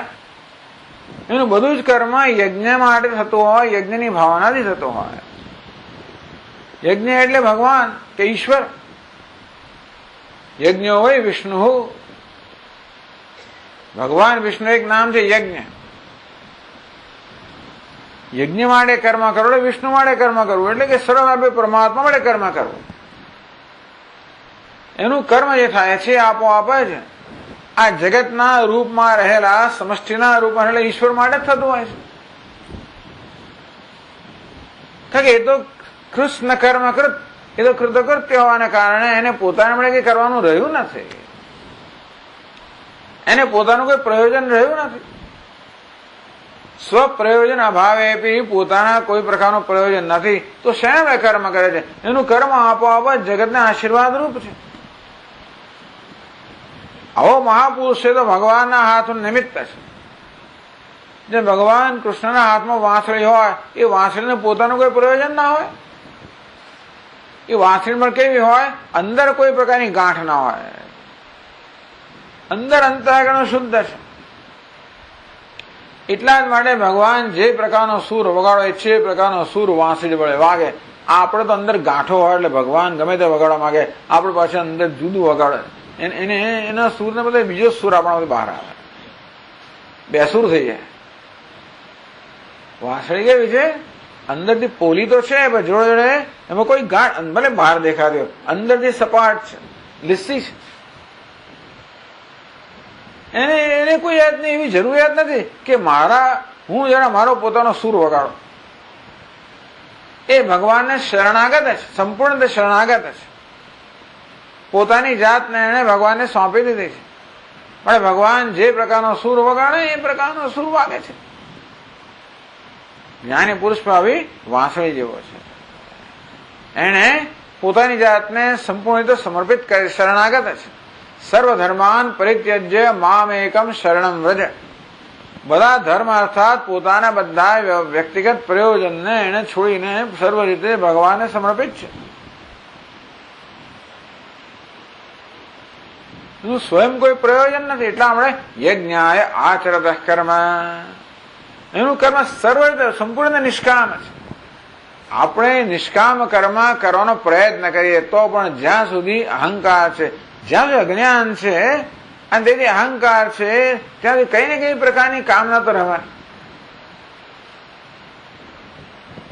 એટલે સાધકે પહેલા પોતાના અહંકારને તમો ગુણમાંથી રજોગુણી બનાવવો જોઈએ, નિષ્ક્રિયમાંથી સક્રિય બનાવવો જોઈએ, અને જયારે સક્રિય બને ત્યારે સકામમાંથી નિષ્કામ બનાવવો જોઈએ, રજસમાંથી રજોગુણમાંથી સાત્વિક અહંકાર બનાવવો જોઈએ. કર્મયોગી છે, પોતાના અંગે સાત્વિક બનાવવા માંગે છે, સાત્વિક અહંકારથી કામ કરે છે. ત્યાં કંઈક તો પ્રયોજન હોય જ છે. હજી હું ઈચ્છું કે ભગવાન મને જ્ઞાન આપે, ભગવાન મને મુક્ત કરાય. એવું વ્યક્તિગત પ્રયોજન તો કંઈક તો ખરું. આ જ્ઞાની પુરુષો કોઈ પ્રયોજન જ નથી. યજ્ઞાય આચરત કર્મ. સર્વ કર્મ એ તો આપોઆપ યજ્ઞ સમર્પણની ભાવનાથી કરે છે. એ સર્વ રીતે ઈશ્વરને સમર્પિત છે. એનો આનંદ છે એ પાસે. એવું નથી કે અરે મારું બધું લઈ લેવામાં આવે, એવું નથી. જેને સમર્પણનો આનંદ છે, પોતાની જાતને એને ભગવાનને હવાલે કરી દે તેનો આનંદ છે. તો ભગવાને કહેલું કર્મણ્ય ભી પ્રવૃત્તો ભી, કર્મમાં સારી રીતે પ્રવૃત્ત થયેલો હોવા છતાં પણ નૈવ કિંચિત કરોતિ, એ કાંઈ કરતો નથી. એનો અર્થ એ થયો કે એનું કર્મ કોઈ પ્રકારનું ફળ ઉત્પન્ન કરતું નથી. એ જ વાત ભગવાન કહે છે યજ્ઞાય આચરત કર્મ સમગ્રમ પ્રવિલીયતે. અગ્ર સહિત એનું કર્મ છે ફળ સહિત પ્રવિલીયતે લીન થઈ જાય છે, નષ્ટ થઈ જાય છે. એનું કર્મ કોઈ પ્રકારનું ફળ એને માટે ઉત્પન્ન કરતું જ નથી. ગઈકાલે ચર્ચા કરી કે જેનામાં કર્તૃત્વ છે એને જ પોતાના કર્મફળ ભોગવવું પડતું હોય છે. આનામાં કર્તૃત્વનો અભાવ છે એટલા માટે કોઈ કર્મનું કોઈ ફળ એને ભોગવવું પડતું નથી. યજ્ઞાય આચરત કર્મ સમગ્રમ પ્રવિલીયતે. યજ્ઞ માટે કર્મનું આચરણ જે કરે છે એનું કર્મ ફળ સહિત લીન થઈ જાય છે, અર્થાત નષ્ટ થઈ જાય છે.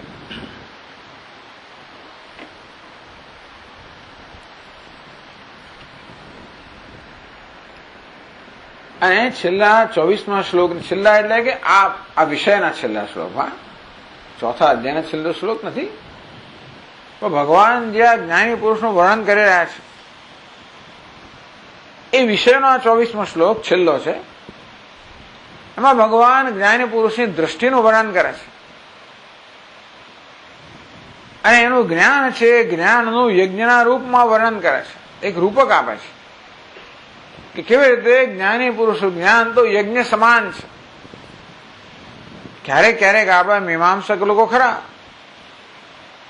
જે લોકોની દ્રઢ માન્યતા છે કે દરેક મનુષ્ય પોતાનું કર્તવ્ય કર્મ કરવું જ જોઈએ. માણસ જ્યાં સુધી જીવે ત્યાં સુધી એને કર્તવ્ય કર્મ કરવું જ જોઈએ. યાવત જીવમ અગ્નિહોત્રમ જુહુયાત. જ્યાં સુધી મનુષ્ય જીવિત હોય ત્યાં સુધી અગ્નિહોત્ર આદિ નિત્ય નૈમિતિક કર્મ કરવું જ જોઈએ. ન કરો તો તમને પ્રત્યવાય લાગે, પાપ લાગે, તમારે નરકમાં જવું પડે. આવી જાતનો એ લોકો એવો દ્રઢ અભિપ્રાય ધરાવનારા હોય છે. વેદાંતિન કે સ્વીકારતા નથી, છતાંય પણ એ લોકોનો અભિપ્રાય હોય છે. અને એટલા માટે કહેવામાં આવે છે કે જો ભાઈ આ જ્ઞાની પુરુષ તો કર્મ કર્યા વગર જ કર્મ કરી રહ્યો છે. કેમ? કારણ કે એની દ્રષ્ટિ જે છે ને જ્ઞાનની, એ જ એક યજ્ઞ છે. કઈ રીતે? કારણ કે આ જ્ઞાન દ્રષ્ટિની અંદર અજ્ઞાનની આહુતિ અપાઈ રહી છે. અને એટલા માટે એમ કહી શકાય કે સતત યજ્ઞ કરી રહ્યો છે. એ તમે એના પર આક્ષેપ ના કરી શકો કે નિષ્ક્રિય છે, એ કઈ કર્મ કરતો નથી. એ પણ સતત યજ્ઞ કર્મ કરી રહ્યો છે. એટલા જ માટે આ જ્ઞાની પુરુષની જ્ઞાન દૃષ્ટિ છે એને ભગવાન યજ્ઞના રૂપમાં વર્ણવે છે. આ 24મા શ્લોકમાં બહુ પ્રસિદ્ધ શ્લોક છે. 24મો શ્લોક વાંચો.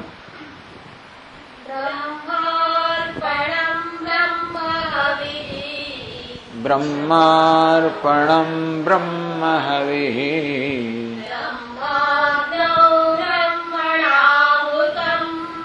બ્રહ્માગ્નૌ બ્રહ્મણાહુતમ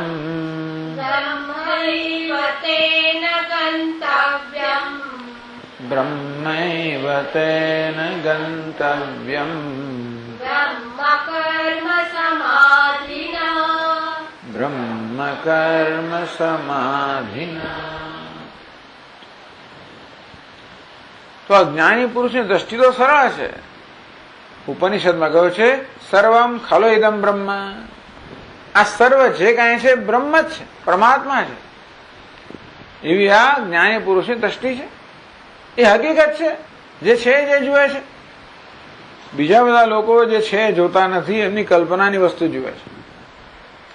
ભગવાન કહે છે યહ પશ્યતિ સ પશ્યતિ સમમ સર્વેષુ ભૂતેષુ તિષ્ઠન્નમ પરમેશ્વરમ વિનશ્યત્સ્વ વિનશ્યંતમ યહ પશ્યતિ સ પશ્યતિ.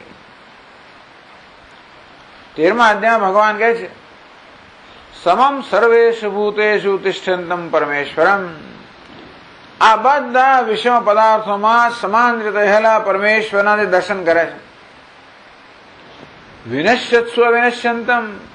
આ બધા વિનાશ અર્થાત આ બધા નશ્વર પદાર્થોમાં જે શાશ્વતના દર્શન કરે છે. અનેકમાં એક, વિષમતામાં સમના, નશ્વરમાં શાશ્વતના જે દર્શન કરે છે એ જ ખરેખર જુએ છે. યહ પશ્યતિ સ પશ્યતિ. એ જ ખરેખર જુએ છે. બીજા બધા જોવા છતાંય જોતા નથી. તો આ જ્ઞાની પુરુષ શું જુએ છે? એ જ પરમાત્મા કે પરમ બ્રહ્મના સર્વ દર્શન કરે છે, એ હકીકત છે. યા નિશા સર્વભૂતાનામ તસ્યામ જાગૃતિ સંયમી યસ્યામ જાગૃતિ ભૂતાની સા નિશા પશ્યતો મુનેહે. બીજા અધ્યાયમાં જ્ઞાની અને અજ્ઞાનીની દ્રષ્ટિ જે છે એના વિરોધ છે એનું વર્ણન ભગવાને કર્યું કે અજ્ઞાનીઓ જેમાં જાગૃત છે અવિદ્યાની અંદર જ્ઞાની પુરુષ ઊંઘે છે, અને જ્ઞાની જેમાં જાગૃત છે જ્ઞાનના દિવસમાં અજ્ઞાની ઊંઘે છે. અજ્ઞાની દિવસ ઊંઘે છે અને જ્ઞાની રાત્રે ઊંઘે છે. રાત એટલે અજ્ઞાની નિદ્રા, એમાં પેલા અજ્ઞાનીઓ જાગે છે, પાછા સ્વપ્ન જુએ છે, પોતાની કલ્પનાના જગતમાં જાગે છે. પણ જ્ઞાની પુરુષ કેવો છે, જે વાસ્તવિકતા છે એનાથી જાગ્રત છે, સભાન છે, એ સર્વત્ર બ્રહ્મના દર્શન કરે છે. એ કહેવા માટે ભગવાન આગળ આ યજ્ઞ કહો કે યાગ કહો એનો એક દ્રષ્ટાંત આપે છે. તો બધા યાગ તો જોયો જ હશે, આપણે બધી આપણે કરતા હોય છે ને, નવચંડી હોમ વગેરે કરતા હોઈએ છીએ. હોમ એમાં એક વેદી બનાવવામાં આવે, એક શું અનેક વેદી બનાવવામાં આવતી હોય છે ઘણી વાર. તો પણ માનો કે એક વેદી બનાવી સરસ, એમાં પછી એને સંસ્કાર કરવામાં આવે, કાષ્ઠ મૂકવામાં આવે, અને પછી મંત્રોચ્ચારથી પછી અગ્નિ પ્રગટાવવામાં આવે, દેવતાનું આવાહન કરવામાં આવે, એમાં દ્રવ્યની આહુતિ આપવામાં આવે. આહુતિ કોણ આપે? આહુતિ આપવા માટેના જે અધિકારી હોય પંડિતો આહુતિ આપે. કોને માટે આપે? આપણા જો યજમાન માટે આપે. આહુતિ કોને ઉદ્દેશ્ય ને અપાય? દેવતાને ઉદ્દેશ્ય ને અપાય. એના પરિણામે દેવતા આપણા પર અનુગ્રહ કરે, યજમાન પર એનું ફળ મળે. આહુતિ અપાતી વખતે ધારો કે ઘીની આહુતિ અપાતી હોય તો એક લાકડાનો ચમચ હોય, ચમચો, લાકડાનો ચમચ, એનાથી લઈને આહુતિ આપતા હોય. અગ્નિમાં આહુતિ અપાતી હોય, આ પ્રકારની વ્યવસ્થા હોય. તો ભગવાન એના સંદર્ભમાં વર્ણન કરી રહ્યા છે કે જ્ઞાની પુરુષની દ્રષ્ટિ કેવી છે. બ્રહ્માર્પણમ, એની દ્રષ્ટિમાં જે અર્પણ છે પણ બ્રહ્મ છે. અર્પેતે અનેનેતિ અર્પણમ, પેલો ચમસ જેનાથી આપણે ઘી હોમીએ છીએ ને એને અર્પણ કહેવાય. અહીંયા એને માટે અર્પણ શબ્દ વપરાયો. તો હાથ જેને એને પણ એનો પણ આપણે ઉપયોગ કરીએ છીએ. સાધન જેનાથી અર્પણ કરવામાં આવે છે એનું નામ અર્પણ. તો આ ચમસ વગેરે જે સાધનો છે એ જ્ઞાની પુરુષ તેને શું દેખાય? બ્રહ્મ દેખાય છે. સ્વામીજી આ તો ગડબડ થઈ જાય. એને બ્રહ્મ જ દેખાતું હોય ને ચમસ ના દેખાય તો કામ કેવી રીતે કરી શકે? મારે એની આંખો વડે તો નહીં પેલો ચમસ દેખાય, એની બુદ્ધિમાં એને બ્રહ્મ દેખાય. બ્રહ્માર્પણમ બ્રહ્મ હવે એ અર્પણ અર્થાત ચમસ વડે જે દ્રવ્ય અર્પણ થઈ રહ્યું છે, જેમ કે ઘી, એને હવિષ કહેવાય. જે દ્રવ્ય અર્પણ થાય છે ને હવિષ કહેવાય, એ પણ બ્રહ્મ છે એની દ્રષ્ટિમાં. એ ક્યાં અર્પણ થઈ રહ્યો છે? અગ્નિમાં. બ્રહ્માગ્નૌ, અગ્નિમાં પણ એને બ્રહ્મના દર્શન થાય છે. જેમ ગોપીઓને બધે સર્વત્ર કૃષ્ણના દર્શન થાય ને એવી રીતે. એટલે એમ ના માનવું કે પાંદડામાં કૃષ્ણ ઉભેલો છે, એવું નહીં. તેમ બ્રહ્મ નામની કોઈ વસ્તુ જોઈએ છે એવું ના માનવું કે બ્રહ્મ એટલે અમુક પ્રકારનો આકાર ધરાવનાર છે, એવું નહીં. બ્રહ્મ એટલે ચૈતન્ય, જેનો આત્મા છે એ સર્વ આત્માના દર્શન કરે છે. બ્રહ્મણાહુતમ, આ અગ્નિ જે આ બધી આહુતિ આપી રહ્યો છે કોણ? તો કે પેલો પંડિતજી, ઋત્વિક જેને કહેવાય અથવા યજમાન, એ પણ બ્રહ્મ છે. હુતમ, આખું જે કર્મ છે આ હોમવાનું, એ પણ બ્રહ્મ જ છે. જે કાંઈ છે એ બ્રહ્મ છે. બ્રહ્મ એવ તેને ગંતવ્યમ, આ પ્રકારે કર્મ કરવાને પરિણામે જે ફળ મળે સ્વર્ગ વગેરે પણ બ્રહ્મ જ છે. બ્રહ્મ કર્મ સમાધિના, બ્રહ્મરૂપી કર્મમાં જેનો ચિત્ત એકાગ્ર છે એને માટે સર્વ બ્રહ્મ જ છે. બ્રહ્મ જ ગંતવ્ય છે, અર્થાત જે પ્રાપ્તવ્ય છે પણ બ્રહ્મ છે. કર્મ પણ બ્રહ્મ, કર્મ ફળ પણ બ્રહ્મ, કર્મ કરનાર પણ બ્રહ્મ, કર્મની બધા કર્મના જે બધા સાધનો બ્રહ્મ, બધું બ્રહ્મ જ છે. સર્વમ ખલુ ઇદમ બ્રહ્મ, જે કાંઈ છે એ બ્રહ્મ છે. ભગવાન આ પ્રકારે જ્ઞાની પુરુષની દ્રષ્ટિનું વર્ણન કરતા એને યજ્ઞ સાથે સરખાવે છે. કારણ કે યજ્ઞ એ સૌથી પવિત્ર કર્મ છે. અને આ રીતે આ જ્ઞાનને યજ્ઞ સાથે સરખાવીને ભગવાન કહે છે કે અત્યંત પવિત્ર છે આ જ્ઞાન. અને તેથી જ્ઞાની પુરુષ આ પ્રકારની દ્રષ્ટિ ધરાવતો હોવાને કારણે જાણે કે યજ્ઞ કરી રહ્યો છે, એમ કરે જાણે કે પોતાની ફરજ પૂરી ના કરી રહ્યો હોય. ટૂંકમાં પોતાની ફરજ પૂરી કરવા એને બીજું કંઈ વિશેષ કરવાનું હોતું જ નથી. બ્રહ્મ એવ તેરે ગંતવ્યમ, બ્રહ્મ કર્મ સમાધિના. અને જ્ઞાન યજ્ઞ કહેવામાં આવ્યો જ્યાં આગળ જ્ઞાન રૂપી અગ્નિમાં અજ્ઞાનની આહુતિ અપાતી હોય.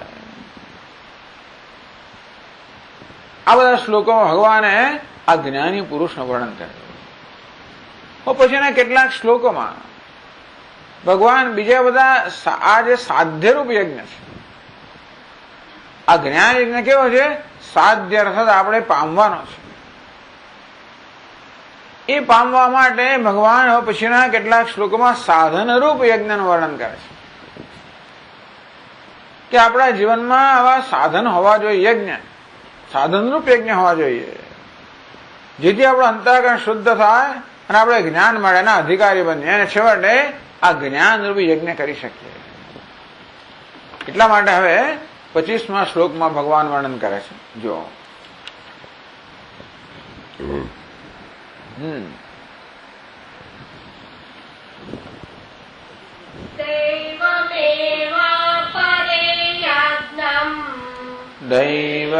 દૈવમેવાપરે યજ્ઞમ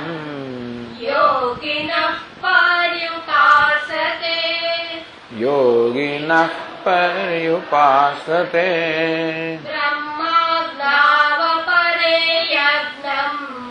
બ્રહ્માજ્ઞાવપરે યજ્ઞમ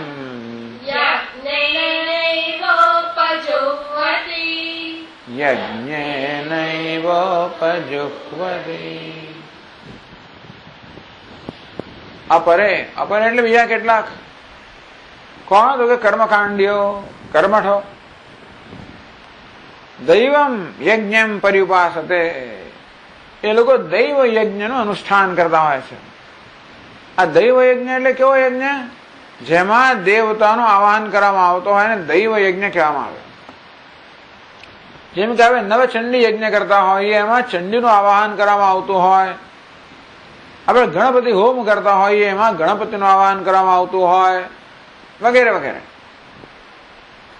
આ બધાને દૈવ યજ્ઞ કહેવાય, જેમાં કોઈ દેવતા વિશેષનું આવાહન કરવામાં આવતું હોય અને એને આહુતિ આપવામાં આવતી હોય, એની આરાધના થતી હોય, એની કૃપા માટે, એના અનુગ્રહ માટે. પરંતુ એનો અનુગ્રહ આપણે કોઈ ઈચ્છા માંગીએ તો પછી આપણે ઈચ્છા પૂરી કરે તો પછી એનાથી વધારે લાભ આપણને ન થાય. પણ સાચા અર્થમાં યજ્ઞ કોને કહેવાય? આ યજ્ઞ શબ્દોનો એક વધારે વ્યાપક અર્થ ભગવાન કરે છે. નિષ્કામ કર્મને યજ્ઞ કહે છે. એટલે પોતાના અંતઃકરણને શુદ્ધ કરવા માટે નિષ્કામ કર્મ જીવનમાં હોવું જોઈએ. તો કેટલાક યોગીઓ, કર્મયોગીઓ, જે લોકો આ યજ્ઞ એટલે હોમ રૂપી યજ્ઞની અંદર નિષ્ણાત છે, એ પ્રકારની કુશળતા કે આવડત ધરાવનારા છે, એ લોકો એવું કરે. ઘણા લોકોને એવો શોખ હોય છે, ખાસ કરીને આર્ય સમાજની એના સંપ્રદાયમાં કે પ્રથાઓ ઉછેર લોકો તો રોજ યજ્ઞ કરતા હોય છે. બીજા કેટલાય યજ્ઞનો ખૂબ શોખ હોય છે.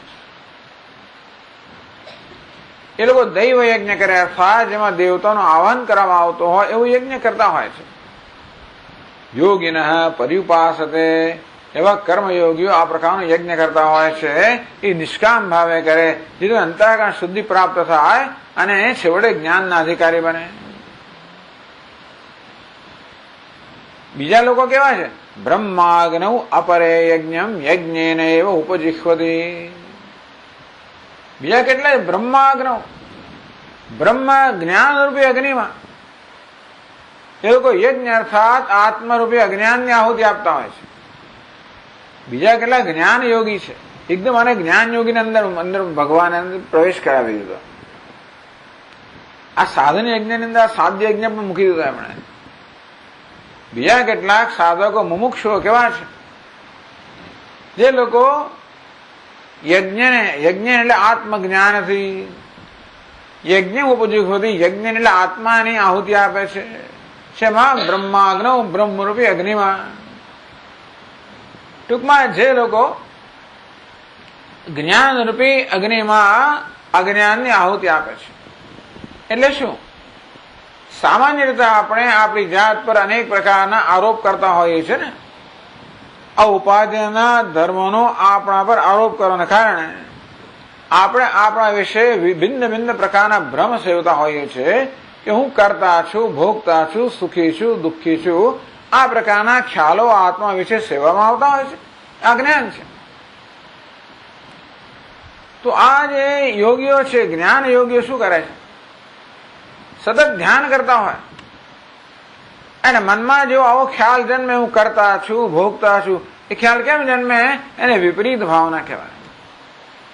એટલે ટેવ પડી ગયેલી ઉપાધિમાં અહંભાવ કરવાની ટેવને કારણે આ પ્રકારના વિપરીત ખ્યાલ પોતાના વિશે જન્મ્યા કરતા હોય છે. સામાન્ય માણસ તો એ ખ્યાલને સાચા માનીને વ્યવહાર કરતો હોય છે, પણ આ જ્ઞાન યોગીઓ જાણે છે કે આ ખ્યાલ ખોટા છે. એ તરત જ ત્યાં ખ્યાલ સ્થાપિત કરે, સોહમ અહમ બ્રહ્મા, હું તો બ્રહ્મ છું, હું કરતા નથી, હું તો સાક્ષી છું, ભોગતા નથી, હું સાક્ષી છું, બ્રહ્મ છું. આ હું બ્રહ્મ છું એ ખ્યાલમાં બધા ખ્યાલ નિવૃત્ત કરી નાખે, એમાં બધા ખ્યાલ હોમી દે છે. આ રીતે બ્રહ્મ જ્ઞાનમાં અજ્ઞાનમાંથી જન્મેલા બધા ખ્યાલ કે ભ્રમનો આહુતિ આપવામાં આવે છે બ્રહ્મ જ્ઞાનમાં. આવી જાતનો યજ્ઞ બીજા કેટલાક યોગીઓ સતત કરતા હોય છે. પછી આગળ 26મા શ્લોકમાં બીજા યોગીનું વર્ણન કરે છે.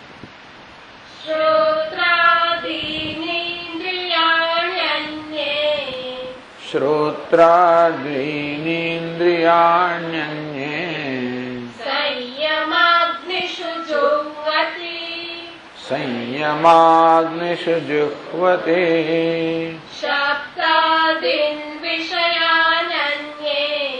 શબ્દાદીન વિષયાનન્યે ઇન્દ્રિયાગ્નિષુ જુહ્વતે. કેટલાક યોગી લોકો શ્રોત્રાદીની ઇન્દ્રિયાણી અન્ય યોગિનઃ સંયમાગ્નિષુ જુહ્વતે. આ શ્રોત્ર વગેરે ઇન્દ્રિય આપણી 5 જ્ઞાનેન્દ્રિયો છે. આ 5 જ્ઞાનેન્દ્રિયો પોતપોતાના વિષયમાં પ્રવૃત્ત હોય. આપણે ભગવાને 5 કર્મેન્દ્રિયો આપે છે. આ 5 કર્મેન્દ્રિયો પણ પોતપોતાના વિષયમાં પ્રવૃત્ત હોય સામાન્ય રીતે. આ યોગી લોકો શું કરે છે ખબર છે? આ બધી ઇન્દ્રિય પ્રવૃત્તિ બંધ કરી દે છે. સંયમાગ્નિષુ, ઇન્દ્રિય સ્તરે સંપૂર્ણ સંયમ, ધારણા, ધ્યાન, સમાધિ, આ 3 એકત્રિત કરીને યોગશાસ્ત્રમાં સંયમ શબ્દ વાપરવામાં આવે છે. તેથી આ ઇન્દ્રિયની પ્રવૃત્તિ સંપૂર્ણ ઇન્દ્રિયો પર સંપૂર્ણ નિગ્રહ કરવામાં આવે. જ્ઞાનેન્દ્રિયો, કર્મેન્દ્રિય, બધી ઇન્દ્રિય જે છે એની પ્રવૃત્તિને સંયમ રૂપે અગ્નિમાં એ લોકો હોમે છે, અર્થાત ઇન્દ્રિયો પર સંપૂર્ણ સંયમ ધરાવે છે. આવી જાતનો યજ્ઞ એ લોકો કરે છે. બીજા લોકો આવી આ જરા અઘરો યજ્ઞ છે કરવા જે લોકો તાકાત ના ધરાવતા હોય એ લોકો શું કરે છે? શબ્દાદીન વિષયાનન્યે ઇન્દ્રિયાગ્નિષુ જુહ્વતે. એટલે પોતાની ઇન્દ્રિયોને બધા પ્રકારના વિષયના ભોગથી રહિત રાખવી એવી રીતનો યજ્ઞ નથી કરી શકતા છે એ લોકો. પહેલી પંક્તિમાં જે યોગીનું વર્ણન કર્યું એ તો પોતાની ઇન્દ્રિયને સંયમિત કરે એટલે એમને બધા પ્રકારના વિષયના અનુભવોથી વંચિત રાખે, સંપૂર્ણ અંતર્મુખ બનાવી દે છે. જે યોગીઓ ત્યાં સુધી પહોંચ્યા નથી એ લોકો શું કરતા હોય છે કે પોતાની ઇન્દ્રિયોના પર સંયમ રાખે. કઈ રીતનો? કે એના અમુક પ્રકારના વિષયને ભોગવવા દે, પણ શાસ્ત્રમાં જે બધા વિષયોનો નિષેધ કરવામાં આવ્યો છે એનાથી વંચિત રાખે છે. માત્ર જે વિષયની પરવાનગી આપવામાં આવે છે એટલા વિષય ઇન્દ્રિય ભોગવવા દે, બીજાને અર્થાત એ પ્રકારનો સંયમ રાખે. એટલે પહેલી પંક્તિમાં જે યોગીનું વર્ણન કરવામાં આવ્યું એ યોગીઓ તો બહુ સંયમ રાખે, એ થોડોક ઓછો સંયમ બીજી પંક્તિના યોગીઓ રાખતા હોય છે, એ પ્રકારનો સંયમ રૂપ યજ્ઞ કરતા હોય છે. એથી આગળ વધેલા યોગીઓની વાત કરે છે પછીના શ્લોકમાં, 27મા શ્લોકમાં કહે છે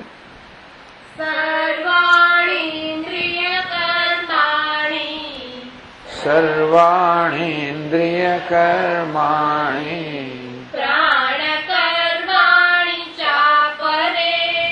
પ્રાણકર્માણિ ચાપરે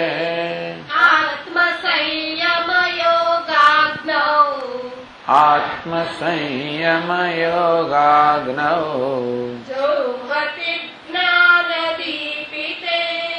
જુહ્વતે જ્ઞાનદીપિતે.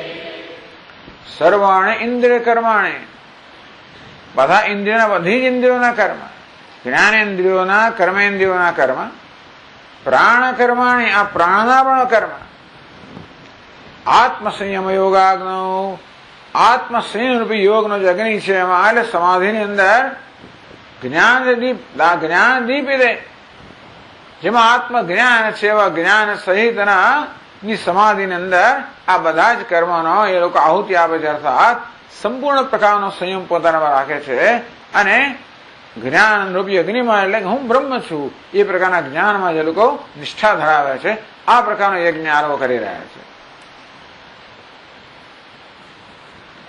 તો બીજા યોગીઓ શું કરે છે? 28મા શ્લોકમાં કહે છે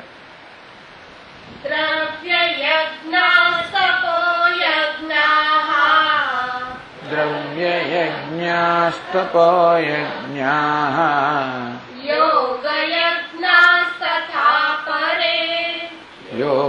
યજ્ઞાસ્તથા પરે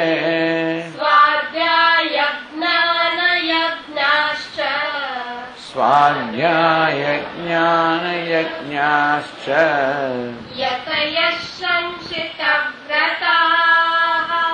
યતયઃ સંશિતવ્રતાઃ. દ્રવ્ય યજ્ઞાઃ, તપો યજ્ઞાઃ, યોગ યજ્ઞાઃ. ભાઈ બીજા યોગીઓ, બીજા સાધકો કેવા છે? દ્રવ્ય યજ્ઞાઃ, દ્રવ્યનું દાન કરવું એ પ્રકારનો યોગ કરતા હોય છે. એમના જીવનમાં દાન એ મુખ્ય સાધન છે. એ નિષ્કામ ભાવે જે કોઈ જરૂરિયાત વાળા હોય ને દાન કર્યા જ કરે, આ પ્રકારનો યજ્ઞ પોતાના જીવનમાં કરે છે. તપો યજ્ઞ, બીજા કેટલાક છે સતત તપશ્ચર્યા જ કર્યા કરે,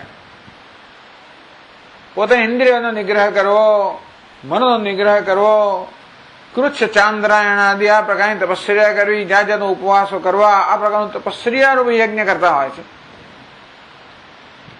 યોગ યજ્ઞ, જે લોકોને અષ્ટાંગ યોગની અંદર હશે એ લોકો એ પ્રકારનો યજ્ઞ કર્યા કરે, અથવા યોગની અંદર એ લોકો સતત એ યોગની પ્રક્રિયાઓ કર્યા કરતા હોય.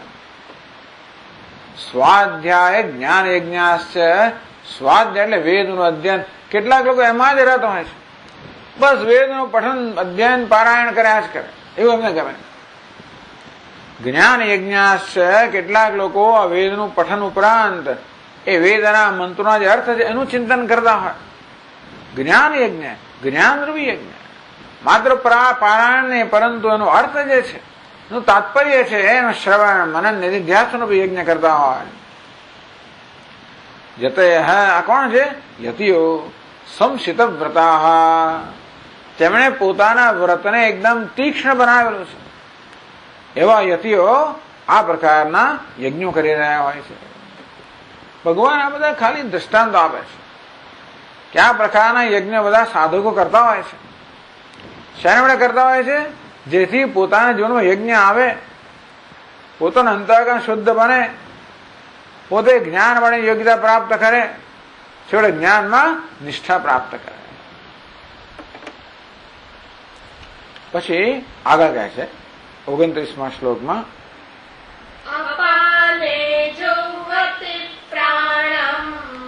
અપાને જુહ્વતે પ્રાણમ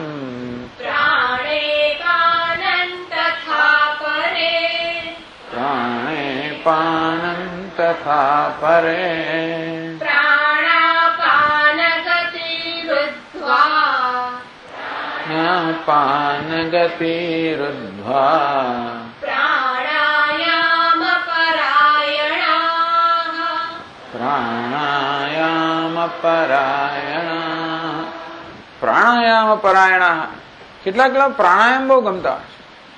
આજકાલ તો બહુ પ્રચાર થાય છે પ્રાણાયામનો, પણ પ્રાણાયામ પરાયણા પ્રાણાયામ પરાયણ લોકો શું કરે છે? અપાને જુખ્વતે પ્રાણમ, એ લોકો પ્રાણની આહુતિ અપાનમાં આપે છે. અપાનમાં પ્રાણની આહુતિ આપે છે. એટલે શું? આપણે જે શ્વાસ અંદર લઈએ ને અપાન કહેવાય, જે શ્વાસ બહાર કાઢીને પ્રાણ કહેવાય. તો અપાનમાં પ્રાણની આહુતિ આપવી એટલે શું? એટલે કે પ્રાણને રોકવો. પ્રાણને રોકવો એટલે શ્વાસને બહાર જતા રોકવો. અપાનને ચાલુ રાખો કે પ્રાણની આહુતિ આપીને શ્વાસ અંદર ભરવો. એનો ટૂંકમાં એને પૂરક કહેવાય. પૂરક એટલે શ્વાસ અંદર ભરવો. પ્રાણે અપાનમ તથા પરે. બીજા લોકો વળી અપાનની આહુતિ આવે પ્રાણમાં, એ લોકો રેચક બધું બહાર કાઢી નાખે પ્રાણને.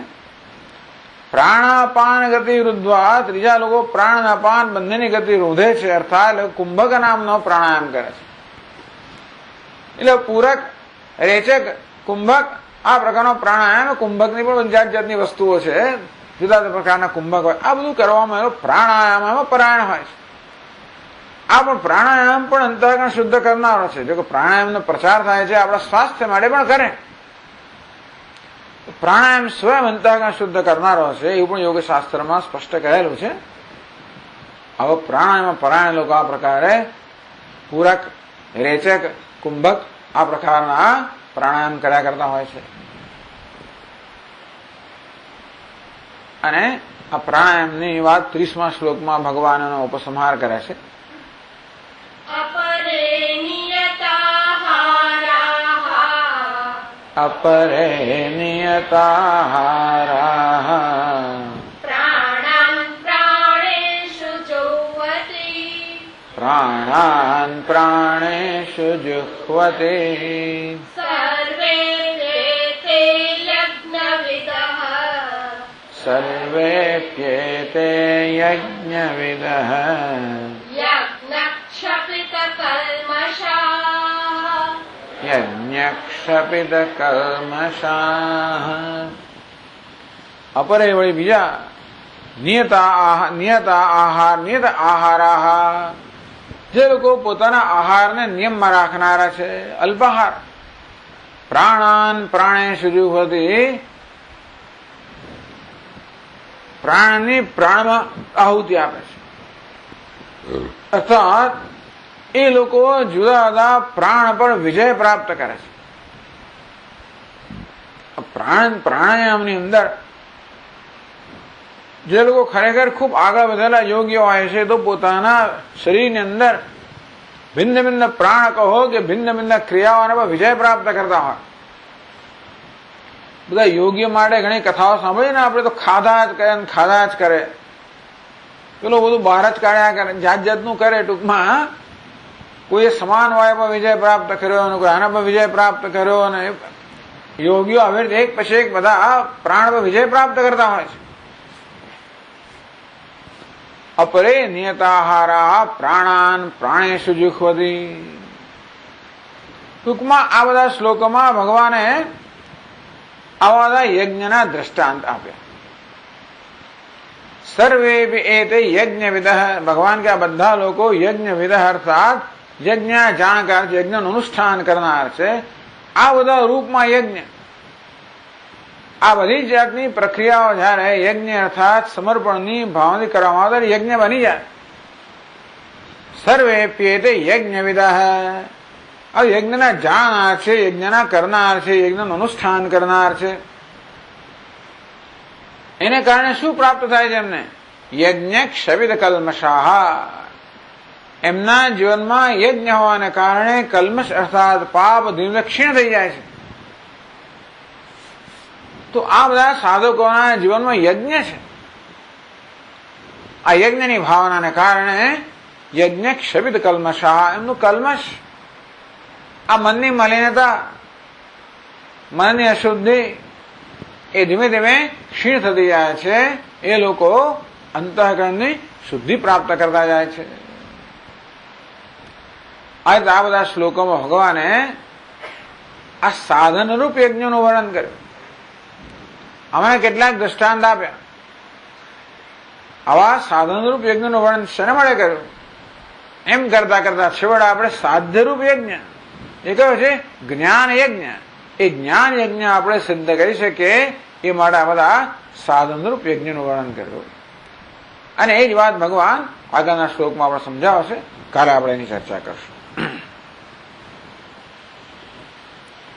ઓમ પૂર્ણમદઃ પૂર્ણમિદં પૂર્ણાત પૂર્ણમુદચ્યતે પૂર્ણસ્ય પૂર્ણમાદાય પૂર્ણમેવાવશિષ્યતે.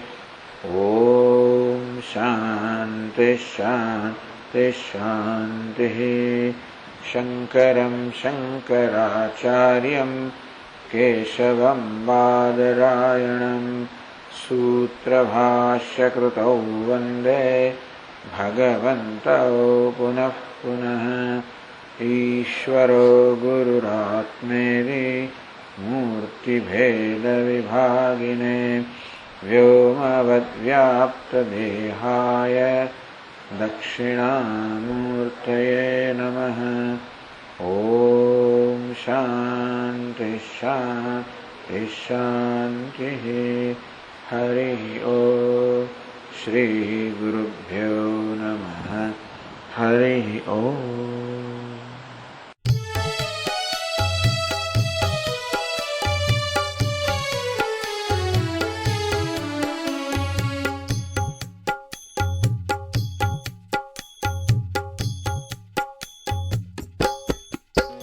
जननी कृपा करो अम्बे, जननी कृपा करो अम्बे, जननी कृपा करो अम्बे, जननी कृपा करो अम्बे, जगत जननी कृपा करो अम्बे, जगत जननी कृपा करो अम्बे, जगत जननी कृपा करो अम्बे, जगत जननी कृपा करो अम्बे, जननी कृपा करो अम्बे, जननी कृपा करो अम्बे, माता महेश्वरी मंगलदायिनी अम्बे, माता महेश्वरी मंगलदायिनी अम्बे, माता महेश्वरी मंगलदायिनी अम्बे, माता महेश्वरी मंगलदायिनी अम्बे,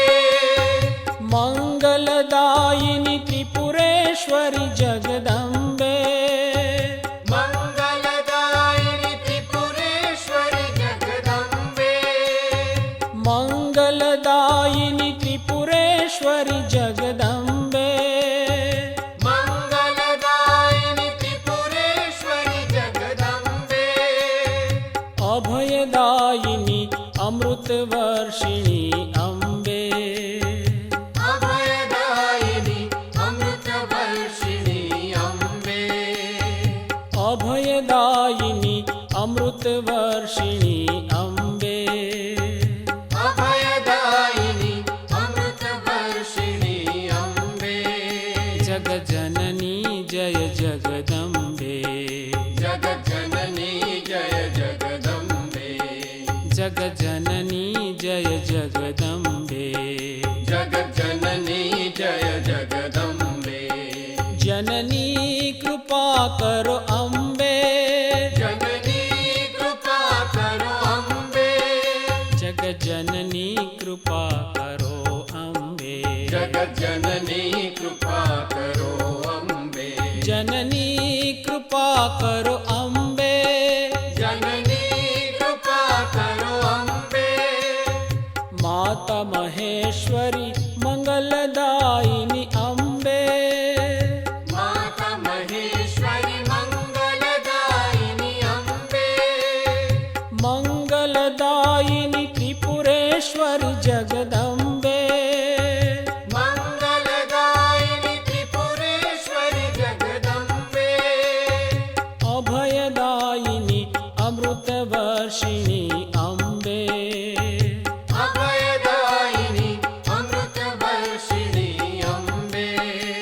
जगज्जननी जय जगदम्बे जगज्जननी जय जगदम्बे जननी कृपा करो अम्बे जननी कृपा करो अम्बे जगज्जननी कृपा करो अम्बे जगज्जननी कृपा करो अम्बे जननी कृपा करो अम्बे जननी कृपा करो अम्बे जगज्जननी कृपा करो अम्बे जगज्जननी कृपा करो अम्बे जननी कृपा करो अम्बे जननी कृपा करो अम्बे जननी कृपा करो अम्बे जननी कृपा करो अम्बे जननी कृपा करो अम्बे जननी कृपा करो अम्बे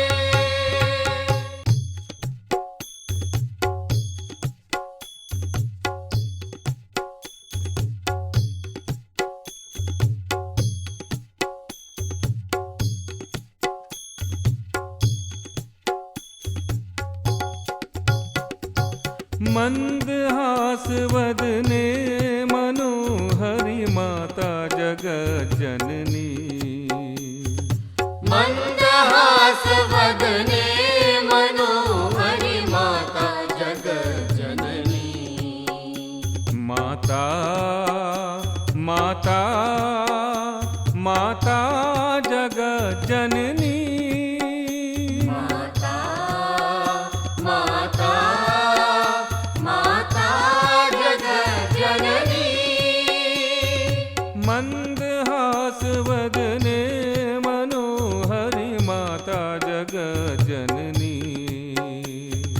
मंदहास वदने मनोहरि माता जगज्जननी माता माता माता जगज्जननी माता माता माता जगज्जननी जगज्जननी शुभ जननी जगज्जननी शुभ जननी माता जगज्जननी अम्बा माता जगज्जननी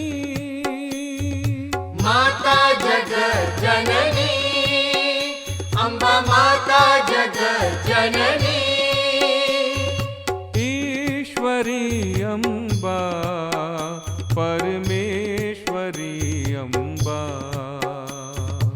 ईश्वरी अम्बा परमेश्वरी अम्बा माता माता माता जगज्जननी माता माता माता जगज्जननी मंदहास वदने मनोहरि माता जगज्जननी मंदहास वदने मनोहरि माता जगज्जननी माता माता माता जगज्जननी माता माता माता जगज्जननी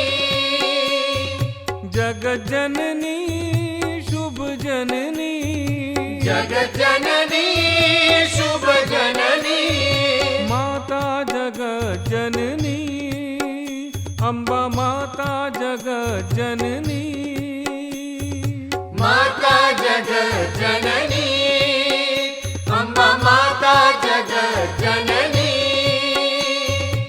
ईश्वरी अम्बा परमेश्वरी अम्बा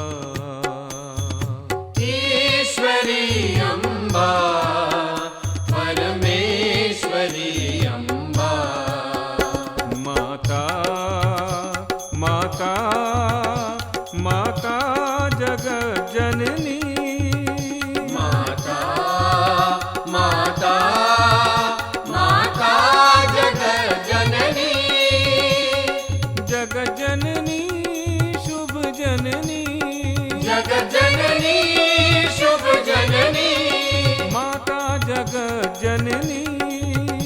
अम्बा माता जगत जननी, माता जगत जननी, अम्बा माता जगत जननी, ईश्वरी अम्बा परमेश्वरी अम्बा, ईश्वरी अम्बा परमेश्वरी अम्बा, ईश्वरी अम्बा परमेश्वरी अम्बा, ईश्वरी अम्बा परमेश्वरी अम्बा।